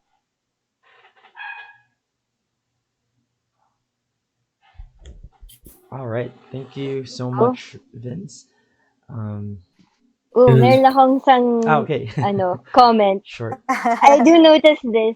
Pero, interesting lang. Kasi sinasabi niya na nire-resist niya yung weird, di ba? Or abstract na, Pero I like na he really made that effort to be concrete and to distill it. Kasi lumabas talaga yung, fear, ganyan, saka yung foreboding mood nung tula. Pero dun sa part na I'm trying to pero medyo na-gets ko na bakit ganun yung turn of phrase. Yung sabi niya, to check our bodies for wounds, to conceive from these a fruit. Hindi ko nakita yung prutas sa, like prutas sa street na binibenta ng vendors. Ang image na nakita ko doon, pag nabaril ako, pulang-pulang dugo. It looks like kamatis or apple. Parang ganun. It's like a fruit. Yun yung naisip ko. It doesn't necessarily connect to the other images na concrete. Kasi it didn't, alam na parang wala namang sinabi na parang may vendor na doon. Pero you don't really think of it that way. Parang when you relate like a gun, a wound, and a fruit, yung kulay yung nakikita ko. Yun yung immediate na ko yung nakuha ko. So, visceral yung reaction. So, sabi ko nga, bakit di ko siya masyadong nagets? Kasi, sinundan niya ng, but this is not a miracle. Sabi ko, wait lang, saan galing yung, but this is not a miracle? So, I'm trying to follow the logic nga niya. So, ganito ba yun na parang, yung nag-worry siya na baka nabaril siya out of nowhere. Parang, kasi surprising. So, something strange, ganyan, could happen to you. Pero hindi, sinabi niya, this is like a negative phrasing. This is not a miracle. So, this person knows na something wrong has happened to them. Parang ganun. So, yun lang. Parang, it baffled me. Kasi while I was reading the entire poem, yung part na yun, nahirapan ako i-connect. Kasi hindi concrete yung line na, but this is not a miracle. Yeah. Do you follow me? Oo. Pero, the thing is, I actually like that. Kasi parang that's like a detail. Parang, like, contrary to popular opinion, I guess some mentors, mentors ko din, they tell me, like from the very beginning, to be more concrete. I do that. I resist. Pero there are some things na you gotta write. And I feel that in this poem, yung part na yon, the fruit and the miracle part. Na-feel ko na baka kailangan mo isulat yun. I don't know. And it does. It adds to the atmosphere of that. Yung fear and the foreboding feeling na parang may maling mangyayari sa persona. Yun. Yun nga, parang people have different opinions about it. Pero I like things like that in a poem. It makes you think. Yun lang. It sounds like a side thought. Parang he was saying, parang if you read it out loud, parang this persona was saying a speech na parang this is what's happening around. And then yung line na yon, yung something about the fruit is parang a side thought na nag-pop up lang, and then he went back to his speech. Parang gano'n. Oo. At least sa akin, gano'n yung dating niya. May Parang, ganun. Yeah. Yeah. Sinegway siya. I like Oo. that. Actually, yeah. parang that. I was trying to do that eh. Nakuha ko yun kay Nakuha ko yun kay Kael eh. Actually. Kasi may, ewan ko kung nabasa niyo yung tula ni Kael. The Doom. Yeah, that one. Diba? Meron siyang ganun eh. Search ko. Ito. Parang may tula siya na parang he's talking about parang a killing, may pinatay. Tapos as he's talking about the event, parang lumayo siya, yung sumunod na line is talking about how to write about it. So parang suddenly you're in the middle of looking at the event face to face, but then the next line drags you to the poem na teka lang, sinusulat pa nung tumutula. Meron siya yun. Parang poetry with lilies can't stop tanks. Neither can poetry with tanks. This much is true. Here is more or less how it happens. You sit at your desk to write a poem about lilies, and a clip of 9 mm's is emptied into the chest of a mother in Zamboanga. Her name was Hamira. I sit at my desk to write a poem about tanks, and a backhoe in Ampatuan crushes the spines of 57. I am trying to find another word for bodies. Yung mga ganon, parang lumalabas siya sa event. Tapos dadalhin ka niya sa tula. Yun. So, yun yung parang tendency ng linya na yun sa tula mo. Parang, so, habang nagsusulat ka, parang, wait, gumanon siya. Parang siyang utterance nga siya. Parang in hindsight to what the persona is saying. Parang ganun. Yeah. Parang thought siya ng persona to what he is saying. Tapos, halatang-halata kasi nasa gitna talaga siya ng tula. Hindi ko napansin yun. As in, it's, when you look at the symmetry, sa gitna talaga siya ng tula. Yun. So, wow. Interesting. So, you just wrote this year, with that process in mind. No? Yeah. Okay. Wow, Yun, thank salamat. you. Salamat din. Salamat din. Oh my God. Hirap pag mabigat yung... So, Gentle, hello. Next na yung tula mo. Oh no, charot. Wala kasi si Love eh. Nakakaano namang i-discuss yung tula niya nang wala siya. Yeah. Yeah. Carry over na lang siguro. Carry over na lang natin siya sa susunod. And Yep. I hope you guys can still listen kung hindi kayo, or join pag nandyan na siya. Kasi ang ganda rin ng tula niya at napapanahon. Yes. Diba? So, yun. Gentle. Basahin ko lang ulit yung tula mo, ha? Yeah, just go lang po.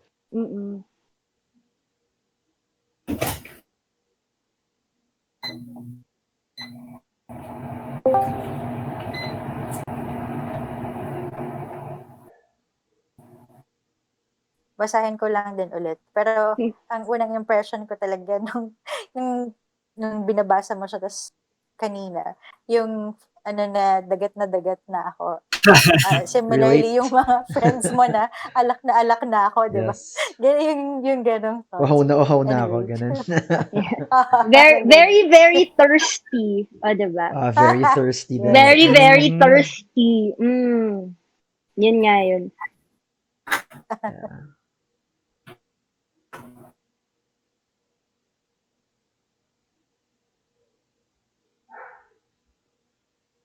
Gusto ko yung reminder na si San Miguel ay literally is Michael or tama ba? I don't know. Dude, San Miguel is the beer. I know.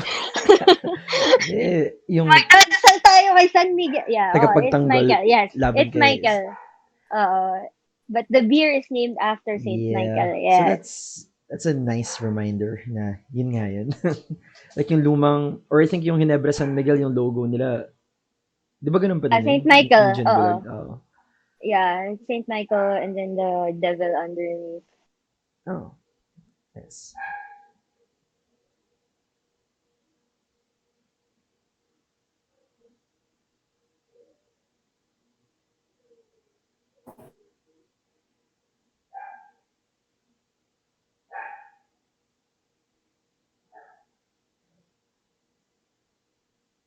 Okay. I like it. Siguro yung, if I, Go. if I may Go, start, go. yeah, Go.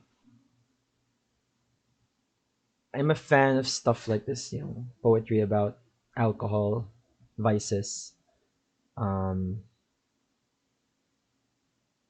about altered states of consciousness. Not necessarily surreal, pero, parang you're looking to get high or to find ways of getting high, and not necessarily through vices, but then through emotions. Right? You're looking for love. You have that yearning, so I like that. Gusto ko yung sensuality sa simula. And then, hinahanap ko siya that somewhere at the end. Ayun nga, I guess yung preference ko dun is like circular yung datingan. So, mayroon siyang konting throwback to the uh, movements na meron earlier. So, gusto kong lumangoy at magpatangi sa alon ng iyong katawan. Alat ng iyong dagat na nasa pawis. So, it's nice.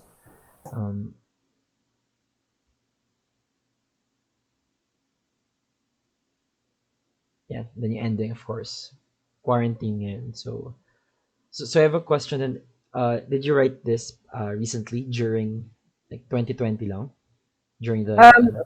actually, it's in the early months of quarantine, and I'm having cabin fever. Yun. Cabin fever. Yeah, it sounds like it. Yeah. Yun siya. Grabe. Parang, Ilang months na tayo may cabin fever. diba? Okay. Yeah.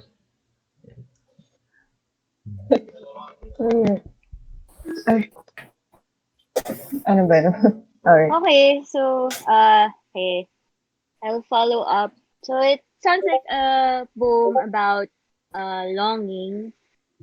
This persona is very physical yung longing niya, no? Pero describe niya yung meron siyang kausap. Magpatangay sa alon ng iyong katawan. Yan. Very direct. So this is, I don't know, how do I put this? Parang it's possible na this person has been together with the persona who the persona is talking to, ganyan. Very physical connection. At the same time, it also hints at yung lalim nung naging relationship nila. So, beyond the physical descriptions. Yun. Sa, hindi lang yung fixation dun sa gusto kong sumisid sa kailaliman ng yung mga labi, habang tuluyan mo ako nilulunod sa mga yakap. Yan. And then, there's a turn after that. Ngunit kailangan ko nang umahon sa katotohanan. Hindi na ikaw ang dagat na pwede kong languyin. So, it actually sounds like a monologue to me. Even the format. Kasi nag-ellipsis siya eh. Yun. So, I'm not really like a pro in Filipino poetry, patawad. Hindi ko po yun, Pero, this hints at, okay, quarantine aside, it hints at another sort of separation, ganyan, hindi na sila magkasama. So, sa halip, iinom na lang daw siya, doon na lang daw siya sa dagat ni San Miguel, lalangoy. Kasi Nice. hindi niya kaya, yun. So, Um, I actually like this because it's funny. Mm, mm, It actually it sounds like something na a drunk person would write. Parang it's mimicking yung thoughts ng, or it tries to mimic the thoughts of a drunk person who is probably drunk texting someone, pero is drunk poetry texting someone. Parang ganun yung dating sa akin.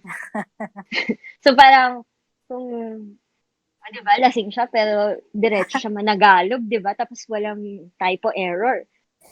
Tapos tinext niya, dinrank text niya si ex. Parang ganun. Ito yung, ito yung ito yung poetic ano nun, equivalent nun. Yun yung dating niya sa akin. So, dagat na aking, yun. So, towards the end, the persona expresses na mag-isa siya, ganun. mm. Yun. Parang, ako, what do you think about that part yung kay Satanas? I'm still reading it, sorry. Gusto ko basahin ulit. Anyone else? Hmm. Sa akin yung similarly, di ba yung longing niya dun sa simulang part, naghanap siya ng substitute dun sa second half nung tula. Mm-mm. In the same manner, yung paghahayag niya ng pagnanasa niya dun sa tinutuluan niya, Mm-mm. pinupuno niya ng salita. Kasi pag binasa mo siya, makikita mo na hindi siya nagtipid sa salita. Tapos, para siyang isang mahabang thought dahil nga yung paggamit niya ng ellipsis, parang nagma-manifest dun sa gamit niya ng salita, yung pagnanasa na sinasabi ng person na tumutula. Mm. Tapos every now and then, nababasa mo yung ilang beses ba lumitaw yung dagat na ako? 2 beses ba? O Sa sa umpisa, simula tsaka sa sa huli, dulo. no? Mm. Oo. Oo.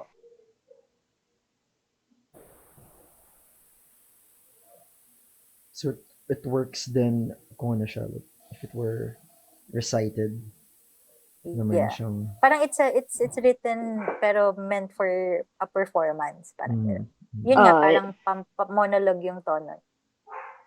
dramatic monologue. Pero maraming Yeah. tula na dramatic monologue eh. So, this fits that Yeah. format. Mm-mm. So,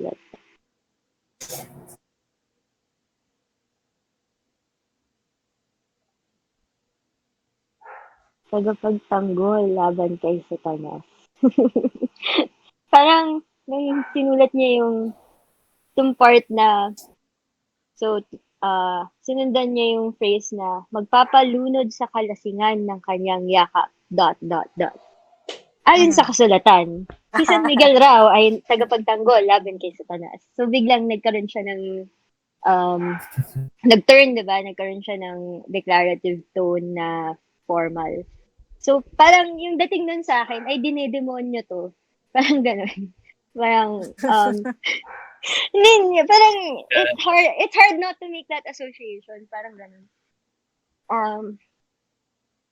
Tapos, hindi naman niya masyado in-elaborate. Tapos, she went directly to the San Miguel Beer after saying that the San Miguel Saint. Yun. San Miguel na aking nilalangoyan ay hinagkan ang mga tulad kong anak ni Satanas. So, parang metaphor niya si San Miguel Beer, and San Miguel Santo. Sabi niya, anak ni Satanas. So, tulad what kong does that, What are you trying to say? Char? may, May galit ka ba sa mga alcoholic? Charot. no, hindi yan eh. Parang, Yeah. anak siya ng demonyo, parang gano'n. So, I don't know, parang, what do I mean? Nalangit ang handog sa aking pag-ahon mula sa kanyang dagat. So, yeah, parang yun yan, dinidemonyo siya. Maybe the persona has impure thoughts. I don't know. It's hard, kasi yun yung association that I'm making because there's this carnal longing. Yun. And he's being cradled by the San Miguel beer and yun. Sa San Miguel na aking hinahagkan ng mga tulad kong anak ni Satanas. So, a lot of people turn to alcohol for for many reasons, for a lot of problems, ganyan. So, yun Mhm. yung, yeah, that's the main idea I get from it. And when, alam mo yun, pag may alak, may balak. Parang ganun. Yun yung associations that come to mind when I read that part. Yung first half niya na Mm. nagbabanggit siya ng mga specifics na or parang very visual yung pagtula niya, yung pagbanggit niya ng ng labi, Katawan. ng katawan. Mm-mm. And then yung simula dun sa part na ayon sa kasulatan, parang it's the self preaching against itself, parang gano'n na. Yun nga yung trying to pivot na parang don't think about those carnal thoughts, parang gano'n na Magdasal ka. parang pinagagalitan yung sarili niya. So parang lasing siya sa simula na ito yung mga natural na lumalangoy sa utak niya, and then may attempt to be sober, parang gano'n, or to parang or parang hindi attempt to be sober, parang to make To parang be pinapagalitan self-aware. niya kasi yung sarili Yung niya. sarili niya. Eto, parang Mm-mm. tulad ko na anak ni Satanas na laging ganyan. So, ganun yung dating niya sa akin. Oo nga. Parang nilalabanan niya yung natural state niya. Yun, parang it's a kind of resistance. Oh, no. Good yeah. insight. Yeah. Nice. Maybe I would like to see yung persona or yung story ng poem to either go full sensual, yung walang Christian guilt, or Yeah. at the part where she becomes guilty, parang magre-reverse siya completely. Magiging anghel siya.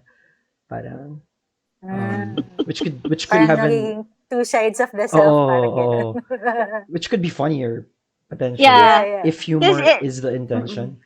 Parang ay itatago ko na ibubuhos ko na ang down the drain. pwedeng itodo na niya kasi yeah, it could be funnier that way kung gusto niya pumunta doon. Or or ituloy na yung pagiging sensual and tatawid na siya ng dagat. Pupuntahan na niya yung lover niya despite the quarantine. Yeah. Despite liquor ban, Actually, parang maghahanap siya putol ng siya, way no? Yeah. Pupunta na dyan. Kasi parang may mga na siya, may mga images na siya ng humot at unan dun sa huli. Isa na lang kasi Mag-isa siya. Oo. Yeah.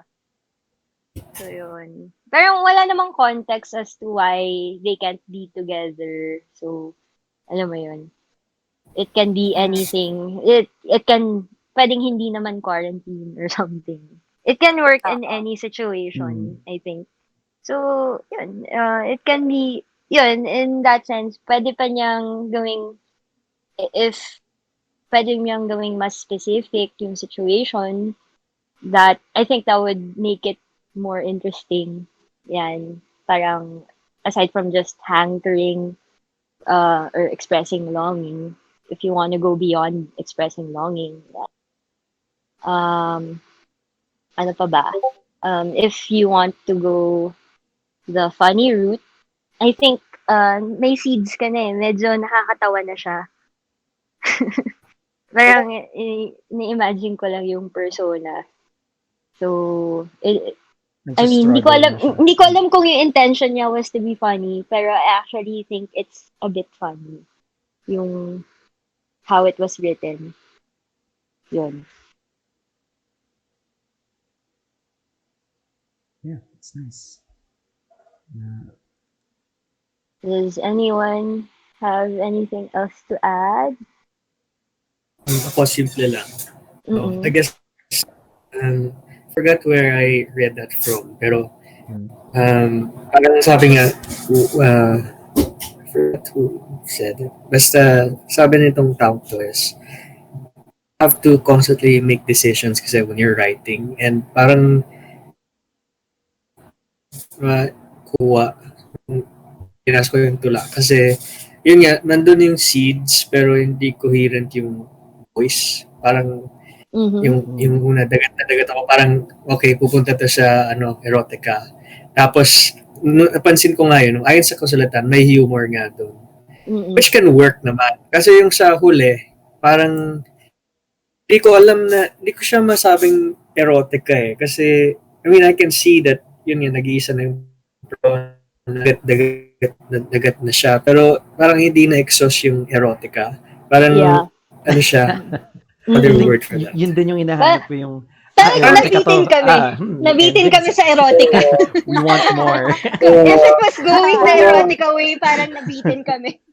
Oo, ang ganda nun. Ang ganda Masyado na ba nating na-enjoy, guys? Actually, Masyado nating na-enjoy. thirsty. We're thirsty. Thirsty Poet Society. Warren Thirst Society. Warren Thirst. Yeah. Nag-enjoy tayo Grabe. masyado doon. Oh my God. Thank you, Vince. Oh my God, Thank sinabi you. ni Vince.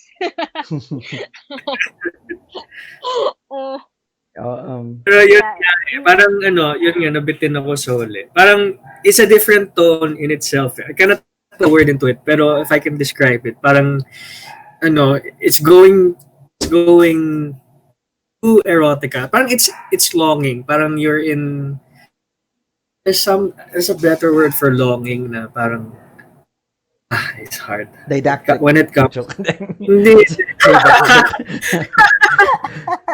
Ano? Sorry. Ha?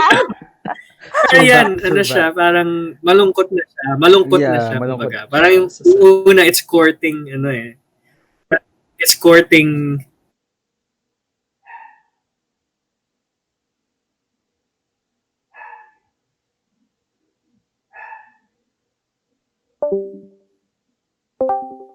siya kung nag-decide ka, gentle, na i-concentrate ang boses niya sa isang tunog.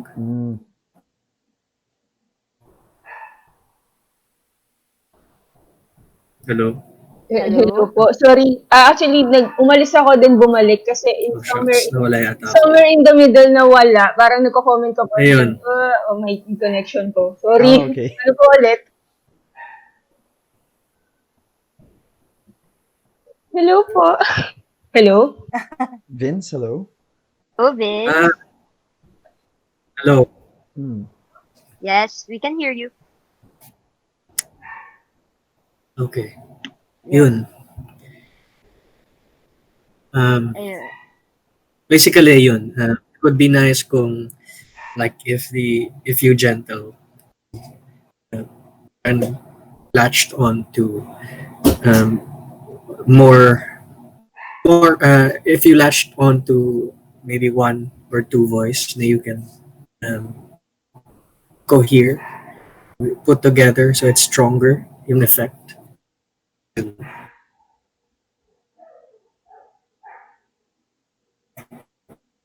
Or ako, I want Yeah. to know if it was deliberate na nagpigil siya sa huli, parang gano'n. Was it a deliberate decision na kung gaano siya sa simula, yung sensuality ng simula, tapos bigla yung sa second half ay ganun yung tone? Actually, intentional po talaga yung bitin. Kasi yun yung feeling ng quarantine eh. Parang you wanna delve into that. You wanna risk everything for that thing you desire. But you cannot. You're hindered ka na ng quarantine. So, nakakabitin talaga. So, ayun po. If that makes any sense. So, kaya binitin nyo rin kami kasi nabitin kayo. Hi! Nabitin Sorry kami po. lahat. Hi! Okay, Sorry. pero yeah, parang just for the exploration, ang ganda nga nung idea na if you do want to like, explore that part na even at least in writing, hindi ka nabibitin. Bakit hindi? Well, true. Yeah. Parang ano, I'll take note of that. it's like Diba? we're living through your poem na. So Yeah. parang, Oh, diba? when will our hero Don't be escape? gentle about it, No, gentle. do not Ayun. go gentle into the night. Rage into the dying of the Patakasin mo. Break the quarantine rules. break the core. Hanapin niya yung lover Hala. niya, tapos, yan. Hala. Hala. So parang Oh sa gitna, no. biglang dumaan si nanay. Kailangan na offline, ganun. Parang My biglang God, dumaan yung oh. mommy niya, no? Tapos biglang Okay. Nice. Alright. Well, yun. So, yun. Pero yeah, if you wanna go the funny route, then, there's like, I've read erotica that's also trying to be funny. Parang, more comedy, pero it has like, mga stand-up comedians that when they talk about sex. Ganyan. Tapos, it's still funny. Parang timing din, punchline, ganyan. I think, if you explore that, if you wanna go that route, I think kaya mo. If you want to. So, yeah, go wild with it. We're excited to read your work. alright.